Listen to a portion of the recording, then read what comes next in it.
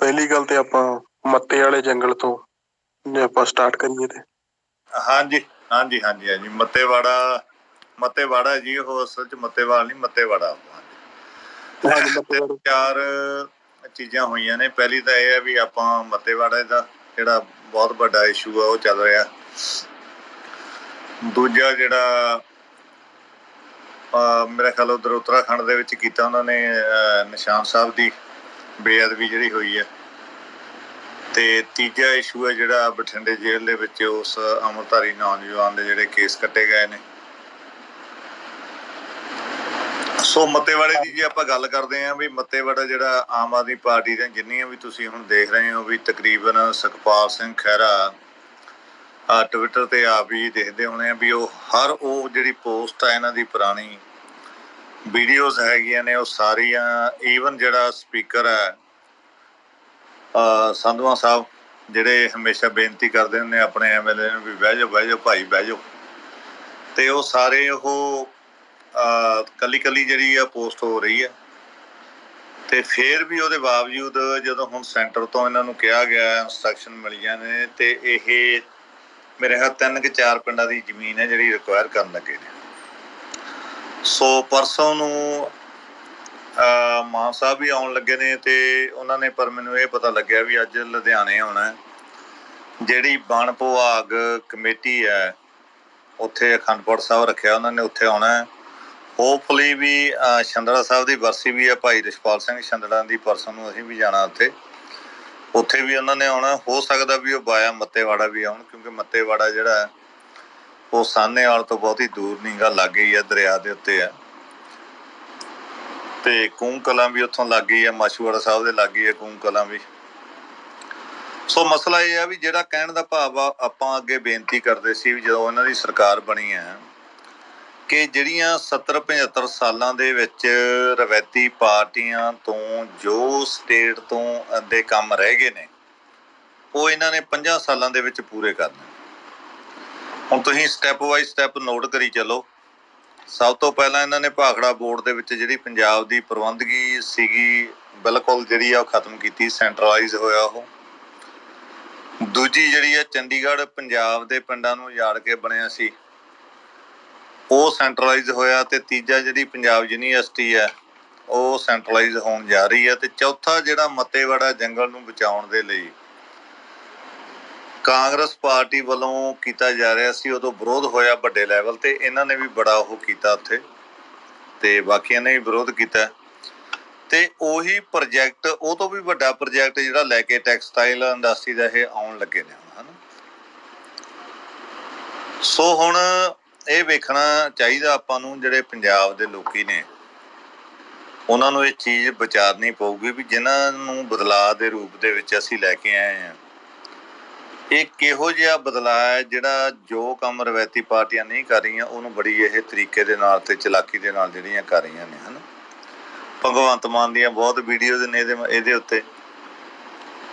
ਅਵਤਾਰ ਸਿੰਘ ਸੰਧਵਾਂ ਤੋਂ ਲੈ ਕੇ ਉਹ ਬੀਬੀ ਮੇਰਾ ਖਿਆਲ ਮਾਣੂ ਕੇ ਕੀ ਆ ਉਹਦੀ ਵੀ ਵੀਡੀਓ ਮੈਂ ਦੇਖੀ, ਟਵਿੱਟਰ ਦੇ ਉੱਤੇ ਟਵੀਟ ਕੀਤਾ ਸੀ ਕਿਸੇ ਨੇ। ਉਹ ਵੀ ਕਹਿੰਦੀ ਵੀ ਸਾਨੂੰ ਕੋਈ ਵੀ ਸੰਘਰਸ਼ ਕਰਨਾ ਪਵੇ ਅਸੀਂ ਕਰਾਂਗੇ, ਤੇ ਪਰ ਅਸੀਂ ਮੱਤੇਵਾੜਾ ਜੰਗਲ ਹੈ ਜਿਹੜਾ ਉਹਦਾ ਉਜਾੜਾ ਨਹੀਂ ਹੋਣ ਦੇਣਾ। ਪਰ ਹੁਣ ਹੋ ਰਿਹਾ। ਹੁਣ ਜਿਹੜੀਆਂ 2-3 ਚੀਜ਼ਾਂ ਨੂੰ ਆਪਾਂ ਦੀ ਨੋਟ ਕਰਨ ਦੀ ਲੋੜ ਆ ਵੀ ਦੇਖੋ, ਕਿਸਾਨ ਯੂਨੀਅਨ ਦੀਆਂ ਮੇਰਾ ਖਿਆਲ ਵੀ ਹੁਣ ਤਾਂ 35-36 ਜਥੇਬੰਦੀਆਂ ਹੋ ਗਈਆਂ, ਹੋ ਸਕਦਾ 40 ਹੋ ਗਈਆਂ ਹੁਣ ਪੰਜਾਬ ਦੇ ਵਿੱਚ ਹੁਣ। ਸੋ ਇੱਕ ਵੀ ਕਿਸਾਨ ਯੂਨੀਅਨ ਅਜੇ ਵਿਰੋਧ ਦੇ ਉੱਤੇ ਨਹੀਂ ਆਏਗੀ। ਉੱਥੇ ਕਿਸੇ ਨੇ ਕੋਈ ਐਜੀਟੇਸ਼ਨ ਨਹੀਂ ਕੀਤਾ ਤੇ ਕੋਈ ਜਥੇਬੰਦੀ ਬੋਲ ਨਹੀਂ ਰਹੀ।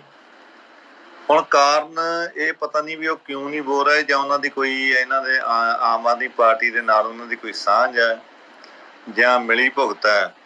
ਇਹਦੇ ਬਾਰੇ ਅਜੇ ਆਪਾਂ ਕੁਝ ਕਹਿ ਨਹੀਂ ਸਕਦੇ ਕਿਉਂਕਿ ਗੱਲ ਕੋਈ ਸਾਹਮਣੇ ਨਹੀਂ ਆਈ ਹੈ ਨਾ। ਛੋਟੀਆਂ ਜਥੇਬੰਦੀਆਂ ਉਹਦੇ ਲਈ ਸੰਘਰਸ਼ ਕਰ ਰਹੀਆਂ ਨੇ, ਵਿਰੋਧ ਕਰ ਰਹੀਆਂ ਨੇ। ਤੇ ਚਲੋ ਮਾਨ ਸਾਹਿਬ ਵੀ ਹੁਣ ਉੱਥੋਂ ਸੰਗਰੂਰ ਤੋਂ MP ਬਣੇ ਨੇ, ਉਹ ਵੀ ਆਉਣ ਲੱਗੇ ਨੇ, ਉਹ ਵੀ ਵਿਰੋਧ ਕਰ ਰਹੇ। ਉਹਨਾਂ ਨੇ ਵੀ ਸਟੇਟਮੈਂਟ ਇਹੀ ਦਿੱਤੀ ਹੈ ਵੀ ਮੱਤੇਵਾੜਾ ਜੰਗਲ ਹੈ ਅਸੀਂ ਉਹ ਉਜਾੜਾ ਨਹੀਂ ਇਹਦਾ ਹੋਣ ਦਿਆਂਗੇ। ਤੇ ਪਰ ਇਹਦੇ ਲਈ ਬਾਕੀ ਜਿਹੜੀਆਂ ਸੰਘਰਸ਼ਸ਼ੀਲ ਜਥੇਬੰਦੀਆਂ ਨੇ ਉਹ ਕੋਈ ਅੱਗੇ ਆ ਨਹੀਂ ਰਹੀ ਅਜੇ ਬਹੁਤੀ। ਕੁਝ ਨੌਜਵਾਨ ਆਏ ਨੇ ਛੋਟੀਆਂ ਨੇ ਜਥੇਬੰਦੀਆਂ ਉਹ ਜਿਨ੍ਹਾਂ ਨੇ ਵਿਰੋਧ ਕੀਤਾ, ਉੱਥੇ ਆ ਕੇ ਸੋਸ਼ਲ ਮੀਡੀਆ ਦੇ ਉੱਤੇ ਗੱਲ ਵੀ ਕਰਦੇ ਨੇ। ਸੋ ਆਪਾਂ ਨੂੰ ਮੇਰੀ ਬੇਨਤੀ ਇਹੀ ਹੈ ਵੀ ਇਹਨੂੰ, ਜਿੱਦਾਂ ਟਵਿੱਟਰ ਤੇ ਮੈਂ ਦੇਖਿਆ ਬਹੁਤ ਜ਼ਿਆਦਾ ਆਪਣੇ ਭੈਣਾਂ ਭਰਾਵਾਂ ਨੇ ਇਹਦਾ ਵਿਰੋਧ ਕੀਤਾ ਲਗਾਤਾਰ। ਮੇਰਾ ਖਿਆਲ ਵੀ ਭਗਵੰਤ ਮਾਨ ਦੇ ਵਿਆਹ ਨੂੰ ਆਪਾਂ ਛੱਡ ਕੇ, ਤੇ ਠੀਕ ਆ ਅੱਜ ਸ਼ੁਗਲ ਮੇਲਾ ਚੱਲਦਾ ਰਿਹਾ, ਗੱਲਾਂ ਸਾਰੀਆਂ ਚੱਲਦੀਆਂ ਰਹੀਆਂ ਨੇ, ਪਰ ਆਪਾਂ ਫੋਕਸ ਇਹਦੇ ਉੱਤੇ ਜ਼ਿਆਦਾ ਰੱਖੀਏ, ਇਹਦੇ ਉੱਤੇ ਜ਼ਿਆਦਾ ਰੱਖੀਏ। ਜੇ ਇਹਦੇ ਉੱਤੇ ਜ਼ਿਆਦਾ ਫੋਕਸ ਹੋਵੇ ਆਪਣਾ, ਤਾਂ ਆਪਾਂ ਨੂੰ ਉਹ ਜ਼ਿਆਦਾ ਬੈਟਰ ਹੈ। ਤੇ ਮੇਰਾ ਖਿਆਲ ਵੀ ਆਪਾਂ ਨੂੰ ਜਿਹੜਾ ਮੱਤੇਵਾੜਾ ਵਾਲਾ ਜੰਗਲ ਜਿਹੜਾ ਇਹ ਹੈ, ਕੂਮ ਕਲਾਂ, ਤਿੰਨ ਕਿ ਚਾਰ ਪਿੰਡ ਹੈ, ਮੈਂ ਸ਼ੋਰ ਨਹੀਂ ਉਹਦੇ ਉੱਤੇ, ਤੇ ਜਿਹਦੀ ਮੇਰੇ ਖਿਆਲ 250 ਦੇ ਏਕੜ ਉੱਤੇ ਆ ਜ਼ਮੀਨ ਇਹ, ਉਹ ਆਪਾਂ ਨੂੰ ਬਿਲਕੁਲ ਜਿਹੜੀ ਹੈ ਸਰਕਾਰ ਨੂੰ ਰਿਕੁਆਇਰ ਨਹੀਂ ਕਰਨ ਦੇਣੀ ਚਾਹੀਦੀ। ਉਹਦੇ ਲਈ ਜਿਹੜਾ ਐਜੀਟੇਸ਼ਨ ਵੱਡਾ ਕਰਨਾ ਚਾਹੀਦਾ। ਸੋ ਅੰਮ੍ਰਿਤਪਾਲ ਸਿੰਘ ਆਉਂਦਾ ਤੇ ਆਪਾਂ ਗੱਲ ਕਰਦੇ ਹਾਂ ਵੀ ਵਾਰਸ ਪੰਜਾਬ ਦੀ ਜਥੇਬੰਦੀ ਜਾਂ ਅਕਾਲੀ ਦਲ ਅੰਮ੍ਰਿਤਸਰ ਜੇ ਐਜੀਟੇਸ਼ਨ ਇਹਦੇ ਉੱਤੇ ਕਰਦਾ ਹੈ, ਜਾਂ ਕੋਈ ਕਿਸਾਨ ਜਥੇਬੰਦੀ ਕਰਦੀ ਹੈ, ਸਾਰੀ ਸੰਗਤ ਉਹਦਾ ਸਹਿਯੋਗ ਦੇਣ, ਤੇ ਮੇਰਾ ਖਿਆਲ ਵੀ ਉਹ ਆਪਾਂ ਨੂੰ ਜ਼ਿਆਦਾ ਵਧੀਆ ਹੋਊਗਾ। ਸੋ ਲੈਟਸ ਸੀ, ਆਪਾਂ ਵੇਟ ਕਰਦੇ ਹਾਂ ਅੰਮ੍ਰਿਤਪਾਲ ਸਿੰਘ ਦੀ। ਜਾਂ ਨੂੰ ਕੋਈ ਆਪਾਂ ਜੇ ਹੋਰ ਕੋਈ ਭੈਣ ਭਰਾ ਥੱਲੇ ਆ ਕੇ ਉੱਤੇ ਗੱਲ ਕਰਨੀ ਚਾਹੁੰਦਾ ਤਾਂ ਮੋਸਟ ਵੈਲਕਮ, ਆਪਾਂ ਕਰਦੇ ਜਾਵਾਂਗੇ। ਸੋ ਹਾਂਜੀ ਕਾਲੂ ਸਾਹਿਬ। ਹਾਂਜੀ ਬਿਲਕੁਲ ਵੀਰ ਜੀ। ਤੇ ਕਿਸੇ ਵੀਰ ਭੈਣ ਭਰਾ ਦਾ ਆਪਣੇ ਇਸ ਉੱਤੇ ਕੋਈ ਪ੍ਰਸ਼ਨ ਹੋਵੇ ਤਾਂ ਉੱਤੇ ਆ ਕੇ ਪਲੀਜ਼ ਕਰ ਲੈ। ਮੈਂ ਇੱਕ ਕਾਲ ਕਰਕੇ ਆਇਆ ਜਲਦੀ।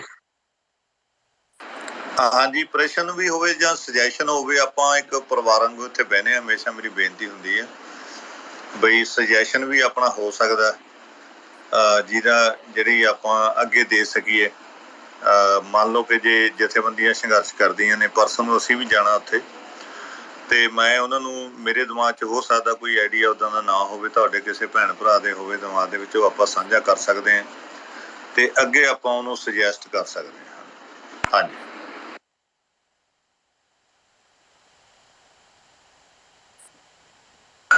ਹਰਮਿੰਦਰ ਸਿੰਘ ਉਹ ਨਹੀਂ ਆਏ ਨੇ ਸਪੀਕਰ ਦੇ ਉੱਤੇ। ਹਾਂਜੀ ਹਰਮਿੰਦਰ ਸਿੰਘ ਜੀ।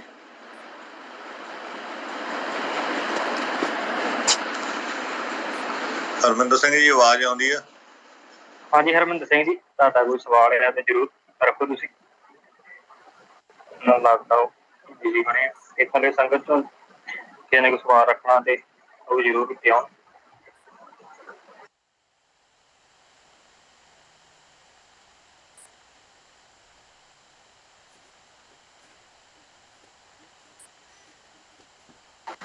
ਤੇ ਆਪਣਾ ਦਰਸ਼ਨ ਭਾਜੀ, ਜਿਹੜੀ ਪਿਛਲੀ ਸਟੇਜ ਤੇ ਗੱਲਬਾਤ ਆਪਣੀ ਹੋਈ ਸੀਗੀ ਵੀ ਅੰਮ੍ਰਿਤਪਾਲ ਸਿੰਘ ਨੇ ਜਿਹੜੀ ਗੱਲਬਾਤ ਰੱਖੀ ਸੀ, ਜਿਹੜਾ ਆਪਣਾ ਅਨੰਦਪੁਰ ਸਾਹਿਬ ਤੋਂ ਅਕਾਲ ਤਖ਼ਤ ਸਾਹਿਬ ਤੱਕ ਦਾ ਜਿਹੜਾ ਆਪਣਾ ਇੱਕ ਮਾਰਚ ਜਿਹੜਾ ਸੰਗਤੀ ਰੂਪ ਵਿੱਚ ਕੱਢਿਆ ਜਾਵੇ, ਤੇ ਉਹਦੇ ਉੱਤੇ ਕੋਈ ਗੱਲਬਾਤ ਜਾਂ ਕੋਈ ਉਹ ਜ਼ਰੂਰ ਸਾਂਝੀ ਕਰੋ। ਉਹਦੇ ਉੱਤੇ ਕੋਈ ਗੱਲਬਾਤ ਹੋਈ ਹੈ? ਹਾਂਜੀ, ਉਹਦੇ ਸੰਬੰਧ ਦੇ ਵਿੱਚ ਗੱਲਬਾਤ ਹੋਈ ਸੀਗੀ, ਤੇ ਰਾਈਟ ਨੂੰ ਉਹਨਾਂ ਨੇ ਇਹੀ ਸੁਜੈਸਟ ਕੀਤਾ ਵੀ ਹੁਣ ਜੇ ਗਰਮੀ ਬਹੁਤ ਜ਼ਿਆਦਾ ਹੈ ਨਾ, ਬਈ ਗਰਮੀ ਇੰਨੀ ਜ਼ਿਆਦਾ, ਤੇ ਅਨੰਦਪੁਰ ਸਾਹਿਬ ਤੋਂ ਵੀ ਜੇ ਅਕਾਲ ਤਖ਼ਤ ਸਾਹਿਬ ਨੂੰ ਆਪਾਂ ਜਾਂਦੇ ਹਾਂ ਤੇ ਘੱਟੋ ਘੱਟ 4-5 ਘੰਟੇ ਉੱਥੋਂ ਲੱਗਣੇ ਆ, ਤੇ ਦਮਦਮਾ ਸਾਹਿਬ ਤੋਂ ਜਾਂਦੇ ਹਾਂ ਅੰਮ੍ਰਿਤਸਰ ਸਾਹਿਬ ਨੂੰ ਤਾਂ ਵੀ 4-5 ਘੰਟੇ ਜਿਹੜਾ ਮਾਰਚ ਨੂੰ ਉੱਥੇ ਲੱਗ ਰਿਹਾ, ਹੋ ਸਕਦਾ ਵੱਧ ਵੀ ਲੱਗ ਸਕਦਾ। ਤੇ ਉਹ ਮੀਨ ਟਾਈਮ ਇਹ ਚਾਹੁੰਦੇ ਸੀ ਵੀ ਗਰਮੀ ਬਹੁਤ ਜ਼ਿਆਦਾ, ਵੀ ਜੇ ਇਹਨੂੰ ਥੋੜ੍ਹਾ ਜਿਹਾ ਆਹ ਦਿਨ ਲੰਘੇ ਤੋਂ ਅੱਗੇ ਕੀਤਾ ਜਾਵੇ ਵੀ ਉਹ ਆਪਣੇ ਲਈ ਜ਼ਿਆਦਾ ਵਧੀਆ ਰਹੂਗਾ। ਕਿਉਂਕਿ 18 ਨੂੰ ਹੁਣ ਮਾਨ ਸਾਹਿਬ ਨੇ ਚੱਲ ਜਾਣਾ ਉੱਧਰ, 15 ਕੁ 16 ਨੂੰ ਚੱਲ ਜਾਣਾ, 18 ਨੂੰ ਜਿਹੜੀ ਉਹਨਾਂ ਨੇ ਸਹੁੰ ਚੁੱਕਣੀ ਹੈ ਤੇ ਸੈਸ਼ਨ ਸ਼ੁਰੂ ਹੋ ਜਾਣਾ ਉੱਥੇ, ਹੈ ਨਾ। ਸੋ ਮਾਨ ਸਾਹਿਬ ਦੀ ਹਾਜ਼ਰੀ ਜਿਹੜੀ ਉੱਥੇ ਜ਼ਰੂਰੀ ਹੈ। ਹੁਣ ਸੈਸ਼ਨ ਕਿੰਨੇ ਦਿਨ ਚੱਲਣਾ ਹੈ ਤੇ ਉਹ ਪਤਾ ਲੱਗੂਗਾ ਪਰਸੋਂ ਨੂੰ ਮਾਨ ਸਾਹਿਬ ਤੇ ਮਿਲਣ ਤੇ, ਵੀ ਸੈਸ਼ਨ ਕਿੰਨੇ ਦਿਨ ਚੱਲੂਗਾ। ਤੇ ਉਹ ਤੋਂ ਬਾਅਦ ਜਦੋਂ ਵਾਪਸੀ ਹੁੰਦੀ ਹੈ, ਮੈਂ ਇੱਧਰ ਅਮਰੀਕਾ ਵਾਪਸ ਆਉਣ ਤੋਂ ਪਹਿਲਾਂ ਜ਼ਰੂਰ ਇਹ ਗੱਲ ਸਾਰੀ ਕਲੀਅਰ ਕਰਕੇ ਆਵਾਂਗੇ ਵੀ ਜੇ ਮਾਰਚ ਕਰਨਾ ਤੇ ਕਦੋਂ ਕੱਢਣਾ ਗਾ, ਤੇ ਕਿਵੇਂ ਉਹ ਸੋਚਦੇ ਨੇ। ਅੰਮ੍ਰਿਤਪਾਲ ਸਿੰਘ ਦੀ ਵੀ ਕਿਸੇ ਦੇ ਨਾਲ ਗੱਲ ਹੋਈ ਕਿ ਨਹੀਂ ਹੋਈ, ਉਹ ਵੀ ਉਹ ਆਉਂਦੇ ਨੇ, ਫਿਰ ਆਪਾਂ ਗੱਲਬਾਤ ਕਰ ਲੈਂਦੇ ਹਾਂ। ਪਰ ਮੈਨੂੰ ਉਹਨਾਂ ਨੇ ਇਹੀ ਕਿਹਾ ਸੀਗਾ ਵੀ ਅਜੇ ਰਾਈਟ ਨੂੰ ਜਿਹੜੀ ਗਰਮੀ ਬਹੁਤ ਜ਼ਿਆਦਾ, ਬਈ ਸੰਗਤ ਬਹੁਤ ਜ਼ਿਆਦਾ ਜਿਹੜੀ ਕੰਪੇਨ ਦੇ ਵਿੱਚ ਵੀ ਰਹੀ ਹੈ, ਉਹ ਸਾਰਾ ਮਹੀਨਾ 4 ਜੂਨ ਤੋਂ ਲੈ ਕੇ 23 ਜੂਨ ਤੱਕ ਵੀ ਬਹੁਤ ਜ਼ਿਆਦਾ ਰਿਹਾ ਉੱਧਰ ਜ਼ੋਰ, ਹੈ ਨਾ। ਨੌਜਵਾਨਾਂ ਨੇ ਉਹਨਾਂ ਨੇ ਕੰਮ ਕੀਤਾ ਬਹੁਤ ਜ਼ਿਆਦਾ, ਵੀ ਉਹੀ ਨੌਜਵਾਨਾਂ ਨੇ ਮੁੜ ਕੇ ਫੇਰ ਜਿਹੜੀ ਹੈ ਮਾਰਚ ਦੀ ਅਗਵਾਈ ਕਰਨੀ ਹੈ, ਤੇ ਉਹ ਚਾਹੁੰਦੇ ਸੀਗੇ ਵੀ ਅਜੇ ਥੋੜ੍ਹੀ ਜਿਹੀ ਬ੍ਰੇਕ ਹੋ ਜਾਵੇ। ਪਰ ਟਾਈਮ ਨਹੀਂ ਉਹਨਾਂ ਨੇ ਦੱਸਿਆ ਵੀ ਉਹ ਕਦੋਂ ਸੋਚਦੇ ਆ ਪਾਰਟੀ ਇਸ ਗੱਲ ਦੇ ਬਾਰੇ ਵੀ ਮਾਰਚ ਕਦੋਂ ਕੀਤੇ ਜਾਣ। ਹਾਂਜੀ ਹਾਂਜੀ ਵੀਰ ਜੀ, ਵਾਹਿਗੁਰੂ ਜੀ ਕਾ ਖਾਲਸਾ, ਵਾਹਿਗੁਰੂ ਜੀ ਕੀ ਫਤਿਹ। ਵਾਹਿਗੁਰੂ ਜੀ ਕਾ ਖਾਲਸਾ, ਵਾਹਿਗੁਰੂ ਜੀ ਕੀ ਫਤਿਹ ਜੀ। ਮੇਰਾ ਇੱਥੇ ਇੱਕ ਸਵਾਲ ਸੀਗਾ, ਜਿਹੜਾ ਆਪਣਾ ਬੁੱਢਾ ਨਾਲਾ ਹੈਗਾ ਮਾਲਵੇ ਦੇ ਵਿੱਚ ਸਭ ਤੋਂ ਪੋਲਿਊਟਿਡ ਹੈਗਾ ਨਾ, ਲੁਧਿਆਣੇ ਰੀਜਨ ਦੇ, ਲੁਧਿਆਣੇ ਡਿਸਟ੍ਰਿਕਟ ਦੇ ਵਿੱਚ, ਤੇ ਇਹਦੇ ਆਸ-ਪਾਸ ਵਸੋਂ ਵੀ ਬਹੁਤ ਜ਼ਿਆਦਾ ਹੈਗੀ ਹੈ, ਤੇ ਜਿਹੜਾ ਇਹ ਫਿਰ ਐਂਡ ਅਪ ਕਰਦਾ ਕਿ ਹਾਂ ਡਰੇਨਸ ਇਨਟੂ ਜਿਹੜਾ ਆਪਣਾ ਸਤਲੁਜ ਆ ਨਾ ਉਹਦੇ ਵਿੱਚ। ਤੇ ਇਹਦੇ ਬਾਰੇ ਵੀ ਜਿੱਦਾਂ ਹੁਣ ਤੁਸੀਂ ਮੈਨਸ਼ਨ ਕੀਤਾ ਕਿ ਹਾਂ ਸਾਹਨੇਵਾਲ ਜ਼ਿਆਦਾ ਦੂਰ ਨਹੀਂ ਹੈਗਾ, ਮਟਵਾੜਾ ਜਿਹੜਾ ਜੰਗਲ ਆ ਉਹਦੇ ਤੋਂ, ਇਹ ਵੀ ਉਸੇ ਹੀ ਮੇਰੇ ਖਿਆਲ ਦੇ ਵਿੱਚ ਆ ਜਾਂਦਾ ਵਾ ਵਿੱਚ, ਜਿਹੜਾ ਇਹ ਇੰਨਾ ਪੋਲਿਊਸ਼ਨ, ਜਿਹੜੀਆਂ ਕਿੰਨੀਆਂ ਹੀ ਇੰਡਸਟਰੀਜ਼ ਲਗਾ ਦਿੱਤੀਆਂ ਹੈ ਨਾ ਇਹਦੇ ਆਸ ਪਾਸ, ਅਤੇ ਜਿੰਨਾ ਵੀ ਉਹਦਾ ਗੰਦਾ ਸਾਰਾ ਵੇਸਟੇਜ ਹੁੰਦੀ ਆ, ਪੋਲਿਊਟ ਕਰਦਾ ਬੇਸਿਕਲੀ ਇਹ ਸਾਰਾ ਵਾਟਰ ਨੂੰ। ਅਤੇ ਕਈ ਮੈਂ ਦੇਖਿਆ ਸੀਗਾ ਥੋੜ੍ਹੇ ਜਿਹੇ ਜਗ੍ਹਾ 'ਤੇ ਵੀਡੀਓਜ਼ ਪੈ ਰਹੀਆਂ ਸੀਗੀਆਂ ਕਿ ਉਹਦੇ ਸੈਂਪਲਸ ਲੈ ਕੇ ਜਾਏ ਜਾ ਰਹੇ ਸੀਗੇ ਕਿ ਕੈਂਸਰ ਕਾਫੀ ਫੈਲ ਰਿਹਾ ਉਹਦੇ ਉੱਤੇ, ਉਹਦੇ ਪਾਣੀ ਵੀ ਕਾਫੀ ਹੈ ਨਾ ਜ਼ਿਆਦਾ ਕੰਟੈਮੀਨੇਟਡ ਹੈ, ਅਤੇ ਉਹਦੇ ਕਰਕੇ ਇਹ ਜਿਹੜਾ ਬੁੱਢਾ ਨਾਲਾ ਵਾ ਉਹ ਸੈਪਰੇਟ ਟੋਪਿਕ ਆ ਜੰਗਲ ਦੇ ਨਾਲੋਂ, ਜਿਹੜਾ ਆਪਣਾ ਮਟਵਾੜਾ ਜੰਗਲ ਆ ਉਹਦੇ ਸੰਦਰਭ ਦੇ ਵਿੱਚ ਵੀ ਕੋਈ ਕਦਮ ਚੁੱਕੇ ਜਾ ਰਹੇ ਨੇ, ਕਿਉਂਕਿ ਇਹ ਵੀ ਕਾਫੀ ਚਰਚਾ ਦੇ ਵਿੱਚ ਆਇਆ ਸੀਗਾ ਉਸ ਟਾਈਮ। ਜਿਵੇਂ ਹੁਣ ਕੈਮੀਕਲ ਹੋ ਗਏ ਜਿੰਨੇ ਵੀ ਆ ਨਾ, ਇਹ ਸਾਰੇ ਪਾਣੀ ਦੇ ਵਿੱਚ ਮਿਕਸਅਪ ਹੋ ਰਹੇ ਨੇ, ਐਂਡ ਅਪ ਤਾਂ ਉਹ ਅੰਦਰੋਂ ਜਿਹੜਾ ਗਰਾਊਂਡ ਵਾਟਰ ਆ ਉੱਥੇ ਹੀ ਟੱਚ ਕਰਦਾ ਨਾ। ਅਤੇ ਉਹਦੇ ਬਾਰੇ ਇਹ ਲਾਈਕ ਝਾੜੂ ਪਾਰਟੀ ਦਾ ਕੁਛ ਬਿਆਨ ਵੀ ਪਹਿਲਾਂ ਆਏ ਤਾਂ ਸੀਗੇ, ਪਰ ਹੁਣ ਕੋਈ ਕੰਮ ਤਾਂ ਕਰ ਨਹੀਂ ਰਹੇ ਹੈਗੇ। ਤੁਹਾਡੇ ਕੋਲ ਹੈਗੀ ਆ ਉਹਦੀ ਕੋਈ ਅਪਡੇਟ? ਨਹੀਂ ਇਹਨਾਂ ਦਾ ਹਾਂਜੀ ਹਰਪ੍ਰੀਤ ਸਿੰਘ ਕੁਝ ਕਹਿਣਾ ਚਾਹੁੰਦੇ ਹੋ ਭੈਣੇ, ਆਪਾਂ ਕਰਦੇ ਹਾਂ ਗੱਲ। ਹਾਂਜੀ ਹਾਂਜੀ, ਵਾਹਿਗੁਰੂ ਜੀ ਕਾ ਖਾਲਸਾ, ਵਾਹਿਗੁਰੂ ਜੀ ਕੀ ਫਤਿਹ ਜੀ। ਵਾਹਿਗੁਰੂ ਜੀ ਕਾ ਖਾਲਸਾ, ਹਾਂਜੀ ਹਾਂਜੀ ਭੈਣੇ, ਮੈਂ ਉਹ ਤੋਂ ਹੀ ਦੱਸਣਾ ਸੀਗਾ, ਮੈਂ ਲੁਧਿਆਣੇ ਦਾ ਹੀ ਹਾਂ। ਤੇ ਬੁੱਢੇ ਨਾਲੇ ਦੀ ਨਾ ਕੰਡੀਸ਼ਨ ਜੀ ਉਹਦੀ ਇੰਨੀ ਕੁ ਵਰਸ ਹੋ ਚੁੱਕੀ ਆ ਵੀ ਉਹਨੂੰ ਜੇ ਕਲੀਨ ਵੀ ਕਰਨਾ ਚਾਹੋ ਨਾ, ਉਹਦੇ ਲਈ ਇਹਨਾਂ ਨੂੰ ਜਿਵੇਂ ਕਹਿ ਦਈਏ ਨਾ ਵੀ ਪੂਰੇ ਐਕਸਟੈਂਸਿਵ ਮੈਜਰਸ ਲੈਣੇ ਪੈਣਗੇ, ਵੀ ਉਹ ਬਹੁਤ ਵੱਡੇ ਲੈਵਲ ਦਾ ਪ੍ਰੋਜੈਕਟ ਆ ਮੇਰੇ ਵਿਊ ਪੁਆਇੰਟ ਦੇ ਵਿੱਚ ਵੀ। ਉਹਦੇ ਕੋਲੋਂ ਜੇ ਆਪਾਂ ਗੁਜ਼ਰੀਏ ਤਾਂ ਆਪਾਂ ਮੈਨੂੰ ਉੱਥੇ ਖੜ ਨਹੀਂ ਸਕਦੇ, ਉਹਨੂੰ ਦੇਖ ਨਹੀਂ ਸਕਦੇ, ਜੋ ਉੱਥੇ ਦੀ ਕੰਡੀਸ਼ਨ ਬਣੀ ਪਈ ਆ। ਉਹਦੇ ਲਈ ਉਹ ਇੰਨੇ ਕੁ ਲੈਵਲ ਦੇ ਉੱਤੇ ਪੋਲਿਊਟ ਹੋ ਕੇ ਆਉਂਦਾ ਵਾ, ਉਹਦੇ ਲਈ ਇਹਨਾਂ ਨੂੰ ਇੱਕ ਮੈਨੂੰ ਲੱਗਦਾ ਵੀ ਪੂਰੀ ਚੇਨ ਹੀ ਕ੍ਰੀਏਟ ਕਰਨੀ ਪੈਣੀ ਆ, ਵੀ ਜਿਹੜੀ ਫੈਕਟਰੀਆਂ ਦੀ ਵੇਸਟੇਜ ਆ ਪਹਿਲਾਂ ਕਲੈਕਟ ਹੋਵੇ। ਸੋ ਉਹ ਜਿਵੇਂ ਨਾ ਵੀ ਕਾਇੰਡ ਆ ਇੰਪੋਸੀਬਲ ਜਿਹਾ ਟਾਸਕ ਆ ਉਹ, ਜਾਂ ਤਾਂ ਉਹਦੇ ਉੱਤੇ ਬਹੁਤ ਵੱਡੇ ਲੈਵਲ ਦੀ ਫੰਡਿੰਗ ਲੱਗੂਗੀ, ਤੇ ਵੀ ਬੁੱਢੇ ਨਾਲੇ ਦੇ ਜੀ ਮੈਂ ਤਾਂ ਨਿੱਕੇ ਹੁੰਦਿਆਂ ਤੋਂ ਹੀ ਦੇਖ ਰਿਹਾ ਮੈਂ ਵੀ ਉਹਦਾ ਕੋਈ ਹੱਲ ਹੁੱਲ ਜਿਹਾ ਨਹੀਂ ਹੈਗਾ ਜੀ। ਇਹਨਾਂ ਨੇ ਕਈ ਗੌਰਮੈਂਟ ਆ ਗਈਆਂ, ਕਈ ਬਦਲ ਗਈਆਂ, ਉਹ ਮਤਲਬ ਵੀ ਜਾਂ ਤਾਂ ਇਹਨਾਂ ਨੂੰ ਚੇਨ ਕ੍ਰੀਏਟ ਕਰਨੀ ਪੈਣੀ ਆ, ਨਹੀਂ ਜੇ ਆਪਾਂ ਕਹੀਏ ਵੀ ਉਹਨੂੰ ਕਲੀਨ ਕਰ ਦੇਣਗੇ, ਉਹ ਇੰਪੋਸੀਬਲ ਜਿਹਾ ਟਾਸਕ ਆ ਵੀ ਉਹ ਇਸ ਵੱਡੇ ਪੱਧਰ ਤੇ ਪੋਲਿਊਸ਼ਨ ਹੁੰਦਾ ਵਾ। ਕਿਉਂਕਿ ਜਿੰਨਾ ਉਹਦੇ ਵਿੱਚ ਵੇਸਟੇਜ ਜਾਂਦਾ ਵਾ ਨਾ, ਉਹਦਾ ਵੀ ਕੋਈ ਨਿਕਾਸੀ ਦਾ ਇੰਨਾ ਕੋਈ ਪ੍ਰਬੰਧ ਨਹੀਂ ਹੈਗਾ। ਮੈਂ ਇਹੀ ਕਹਿਣਾ ਸੀ ਜੀ। ਹਾਂਜੀ ਹਾਂਜੀ ਹਰਪ੍ਰੀਤ ਸਿੰਘ ਜੀ, ਹਾਂਜੀ ਬਿਲਕੁਲ ਤੁਹਾਡੀ ਗੱਲ ਸਹੀ ਆ। ਉਹ ਤੇ ਉਹ ਜਿਹੜੀਆਂ ਮੋਸਟ ਪ੍ਰੋਬਲੀ ਜਿਹੜੀਆਂ ਸਰਕਾਰਾਂ ਦੀ ਤੁਸੀਂ ਗੱਲ ਕਰਦੇ ਹੋ, ਤੇ ਉਹ ਇਹਨਾਂ ਨੂੰ ਫੰਡਿੰਗ ਕਰਦੇ ਨੇ ਮੋਸਟਲੀ। ਇਹਨਾਂ ਦੀ ਜਿਹੜੀਆਂ ਗੌਰਮੈਂਟਾਂ ਦੇ ਪਿਛਲੇ ਲੰਮੇ ਸਮੇਂ ਤੋਂ ਬੀਜੇਪੀ, ਕਾਂਗਰਸੀ ਅਤੇ ਬਾਦਲ ਕੇ ਜਿਹੜੇ ਆ ਇਹ ਇਹਨਾਂ ਦੇ ਇੰਡਸਟਰੀਅਲ ਹੈਗੇ ਨੇ ਸਾਰੇ ਉਹ, ਹੈ ਨਾ। ਸੋ ਉਹਦਾ ਇਸ਼ੂ ਬਹੁਤ ਵੱਡੇ ਲੈਵਲ 'ਤੇ ਉੱਠਿਆ ਸੀਗਾ, ਪਰ ਉਹ 'ਤੇ ਕੋਈ ਕੰਮ ਨਹੀਂ ਹੋਇਆ। ਬੇਸਿਕਲੀ ਤਾਂ ਇਹ ਪਾਲਿਸੀ ਸਾਰੀਆਂ ਜਿਹੜੀਆਂ ਨੇ ਸਰਕਾਰਾਂ ਇਹਨਾਂ ਨੂੰ ਬਣਾਉਣੀਆਂ ਚਾਹੀਦੀਆਂ, ਪਰ ਬਣਾਉਂਦੇ ਕੋਈ ਨਹੀਂ ਗੇ। ਹੁਣ ਉਹੀ ਆਪਾਂ ਗੱਲ ਜਦੋਂ ਕਰਦੇ ਹਾਂ, ਜਦੋਂ ਇਹਨਾਂ ਨੂੰ ਆਮ ਆਦਮੀ ਪਾਰਟੀ ਨੂੰ ਕੁਐਸਚਨ ਕਰਦੇ ਹਾਂ ਕੋਈ, ਇਹ ਕਹਿੰਦੇ ਜੀ ਦੇਖੋ 70 ਸਾਲ ਤੁਸੀਂ ਕਿਸੇ ਨੂੰ ਪੁੱਛਿਆ ਨਹੀਂ ਗਾ, ਅੱਜ ਸਾਨੂੰ ਬਣੇ ਨੂੰ ਅਜੇ 3 ਮਹੀਨੇ ਹੋਏ ਨੇ, ਅਤੇ ਤੁਸੀਂ ਸਾਨੂੰ ਜਿਹੜੇ ਆ ਇਹ ਸਵਾਲ ਕਰਦੇ ਆ, ਸਾਨੂੰ ਮੌਕਾ ਦਿਓ 5 ਸਾਲ, ਹੈ ਨਾ। ਪਰ ਤੁਸੀਂ ਇਹ ਦੇਖੋ ਵੀ ਬਹੁਤ ਪ੍ਰੋਜੈਕਟ ਇੱਦਾਂ ਦੇ ਹੁੰਦੇ ਨੇ ਜਿਹੜੇ ਤੁਹਾਨੂੰ ਚੋਣ ਮੈਨੀਫੈਸਟੋ ਦੇ ਵਿੱਚ ਤੁਸੀਂ ਰੱਖਦੇ ਹੋ, ਅਤੇ ਫਿਰ ਉਹਦੇ ਉੱਤੇ ਕੰਮ ਕਰਦੇ ਹੋ, ਅਤੇ ਕੰਮ ਕਰਦੇ ਕਈ ਵਾਰੀ ਤੁਹਾਨੂੰ ਲੰਮਾ ਸਮਾਂ ਲੱਗ ਜਾਂਦਾ। ਐਟਲੀਸਟ ਕੰਮ ਤਾਂ ਸ਼ੁਰੂ ਹੋਵੇ ਨਾ ਕਿਸੇ ਗੱਲ ਦੇ ਉੱਤੇ। ਸੋ ਕੰਮ ਇਹਨਾਂ ਦਾ ਕੋਈ ਵੀ ਨਹੀਂ ਸ਼ੁਰੂ ਹੋਇਆ। ਹੁਣ ਪੰਚਾਇਤੀ ਜ਼ਮੀਨਾਂ ਦੇ ਲੈ ਲਓ ਤੁਸੀਂ, ਅਤੇ ਉਹਦੇ ਉੱਤੇ ਸੁਖਪਾਲ ਸਿੰਘ ਖਹਿਰੇ ਨੇ ਕਿੱਡੀ ਵੱਡੀ ਫਿਗਰ ਦਿੱਤੀ ਹੈ ਕਿ ਜਿਹੜੇ ਮਾਫੀਆ ਜਿਹਦੇ ਵਿੱਚ IPS IAS ਅਫੀਸਰ ਨੇ ਜਾਂ ਪੋਲੀਟੀਕਲ ਲੀਡਰ ਨੇ, ਜੇ ਉਹਨਾਂ ਤੋਂ ਹੀ ਸਰਕਾਰੀ ਜ਼ਮੀਨ ਛਡਾਈ ਜਾਵੇ ਤਾਂ ਜਿਹੜਾ ਪੰਜਾਬ ਦਾ ਕਰਜ਼ਾ ਹੈ ਉਹਦੇ ਨਾਲ ਜ਼ਿਆਦਾ ਰਕਮ ਬਣਦੀ ਹੈ, ਉਹਦੀ ਕਾਸਟ ਜ਼ਿਆਦਾ ਬਣਦੀ ਹੈ, ਕਿਉਂਕਿ ਸਾਰੀਆਂ ਹੀ ਸ਼ਹਿਰਾਂ ਦੇ ਵਿੱਚ ਮੇਨ ਸਟੀਮ ਜਿਹੜੀ ਆ ਹਾਈ ਪ੍ਰਾਈਜ਼ ਪ੍ਰਾਪਰਟੀ ਹੈ ਇਹਨਾਂ ਨੇ ਜਿਹੜੀ ਦੱਬੀ ਹੋਈ ਹੈ, ਹੈ ਨਾ। ਉਹ ਵੀ ਜਿਹੜੇ ਮੇਰੇ ਵਰਗੇ ਕਿਤੇ ਪਿੰਡਾਂ ਪੁੰਡਾਂ ਦੇ ਵਿੱਚ ਜਾਂ ਲਾਗੇ ਬੰਨੇ 5-4 ਏਕੜ ਦੱਬੀ ਫਿਰਦੇ ਹੀ ਲੋਕੀ, ਤੇ ਉਹ ਛਡਾ ਛਡੂ ਕੇ ਇਹਨਾਂ ਨੇ ਉਹ ਕੀਤਾ। ਤੇ ਉਹਦੇ ਬਾਅਦ ਤੁਸੀਂ ਦੇਖੋਗੇ ਜਿਹੜੇ ਪੰਚਾਇਤ ਮੰਤਰੀ ਆ ਕੁਲਦੀਪ ਸਿੰਘ ਧਾਲੀਵਾਲ, ਹੁਣ ਬਿਲਕੁਲ ਕਿਤੇ ਵੀ ਤੁਹਾਨੂੰ ਦਿਖਣਗੇ ਨਹੀਂ ਉਹ ਵੀ ਅਸੀਂ ਫਲਾਣੀ ਜਗ੍ਹਾ ਜ਼ਮੀਨ ਛਡਾ ਰਹੇ ਹਾਂ ਜਾਂ ਇੱਦਾਂ ਹੋ ਰਿਹਾ। ਉਹ ਵੀ ਕੰਮ ਬੰਦ ਹੋ ਗਿਆ। ਉਹ ਵੀ ਉਸੇ ਤਰ੍ਹਾਂ ਹੀ ਹੋ ਗਿਆ ਜਿਵੇਂ ਰਾਜੇ ਵੜਿੰਗ ਨੇ ਬੱਸਾਂ ਫੜੀਆਂ ਸੀ ਬਾਦਲਾਂ ਦੀਆਂ, ਮਹੀਨਾ ਕੁ ਨਾ ਬਹੁਤ ਸੁਰਖੀਆਂ ਜਿਹੜੇ ਅੱਜ ਇੱਥੇ ਬੱਸਾਂ ਫੜ ਲਈਆਂ, ਅੱਜ ਉੱਥੇ ਬੱਸਾਂ ਫੜ ਲਈਆਂ। ਉਹ ਅਖੀਰ ਨੂੰ ਨਾ ਬੱਸਾਂ ਲੱਭੀਆਂ ਨਾ ਰਾਜਾ ਵੜਿੰਗ ਲੱਭਿਆ। ਉਹੀ ਗੱਲ ਜਿਹੜੀ ਹੈ ਇਹ ਆਮ ਆਦਮੀ ਪਾਰਟੀ ਦਾ ਜਿਹੜਾ ਪੰਚਾਇਤੀ ਮੰਤਰੀ ਹੈ ਉਹ ਕੁਝ ਉਹੀ ਕਰ ਰਿਹਾ। ਸੋ ਕੁੱਲ ਮਿਲਾ ਕੇ ਜਿਹੜੀ ਆਪਾਂ ਗੱਲ ਕਰਦੇ ਹਾਂ, ਹਰ ਵਾਰੀ ਗੱਲ ਕਰਦੇ ਹਾਂ ਵੀ ਮੇਨ ਇਹਨਾਂ ਦਾ ਵੀ ਗੋਲ ਉਹੀ ਹੈ ਜੋ ਪਿਛਲੇ 75 ਸਾਲਾਂ 'ਚ ਰਵਾਇਤੀ ਪਾਰਟੀਆਂ ਦਾ ਰਿਹਾ ਹੈ। ਹਾਂ, ਇਹਨਾਂ ਦਾ ਤਰੀਕਾ ਡਿਫਰੈਂਟ ਹੈ ਇੱਦਾਂ ਹੈ ਵੀ ਇਹ ਜਿਹੜੀ ਕਾਗਜ਼ੀ ਕਾਰਵਾਈ ਕਰਕੇ ਪੰਜਾਬ ਦਾ ਨੁਕਸਾਨ ਕਰਦੇ ਨੇ, ਸਿੱਧਾ ਨਹੀਂ ਕਰਦੇ। ਇਹ ਪਾਲਿਸੀ ਆਉਂਦੀ ਹੈ ਸੈਂਟਰ ਤੋਂ, ਇਹਨਾਂ ਨੂੰ ਇੰਸਟਰਕਸ਼ਨ ਆਉਂਦੀਆਂ ਨੇ, ਉਹਨੂੰ ਫਿਰ ਇਹ ਇੰਪਲੀਮੈਂਟ ਕਰਦੇ ਨੇ ਉਹਦੇ ਵਿੱਚ। ਠੀਕ ਹੈ ਜੀ। 3 ਪ੍ਰੋਜੈਕਟ ਆਪਣੇ ਸਾਹਮਣੇ ਜਿਹੜੇ ਮੇਜਰ ਹੋਏ ਨੇ, ਭਾਖੜਾ ਡੈਮ ਦਾ, ਚੰਡੀਗੜ੍ਹ ਦਾ ਜਿਹੜਾ ਪੰਜਾਬ ਦੇ ਪਿੰਡਾਂ ਨੂੰ ਉਜਾੜ ਕੇ ਬਣਿਆ ਸੀ, ਤੇ ਜਿਹੜੀ ਪੰਜਾਬ ਯੂਨੀਵਰਸਿਟੀ ਦਾ, ਹੈ ਨਾ।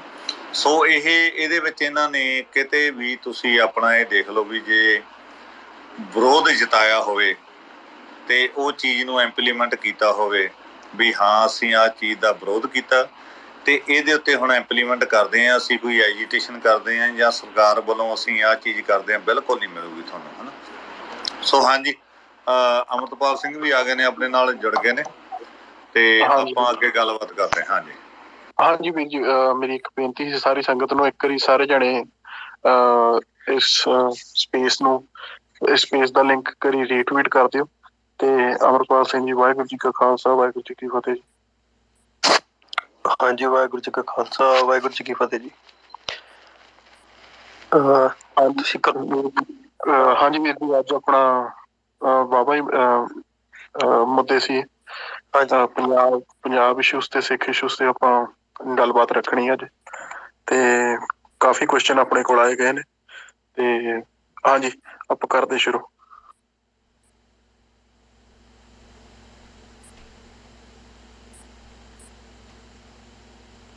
ਹਾਂਜੀ ਵੀਰ ਜੀ, ਇੱਕ ਕੁਐਸਚਨ ਸੀ ਕਿ ਮੱਤੇਵਾੜਾ ਜੰਗਲ ਦਾ ਜਿਹੜਾ ਇੰਡਸਟਰੀਅਲ ਨੂੰ ਦਿੱਤਾ ਜਾ ਰਿਹਾ, ਉਹਦਾ ਕੋਈ ਵਾਰਸ ਪੰਜਾਬ ਵੱਲੋਂ ਜਾਂ ਫਿਰ ਸਿਮਰਜੀਤ ਸਿੰਘ ਮਾਨ ਦੀ ਪਾਰਟੀ ਸ਼੍ਰੋਮਣੀ ਅਕਾਲੀ ਦਲ ਅੰਮ੍ਰਿਤਸਰ ਵੱਲੋਂ ਕੋਈ ਬਿਆਨ ਉਹਦੇ ਤੇ?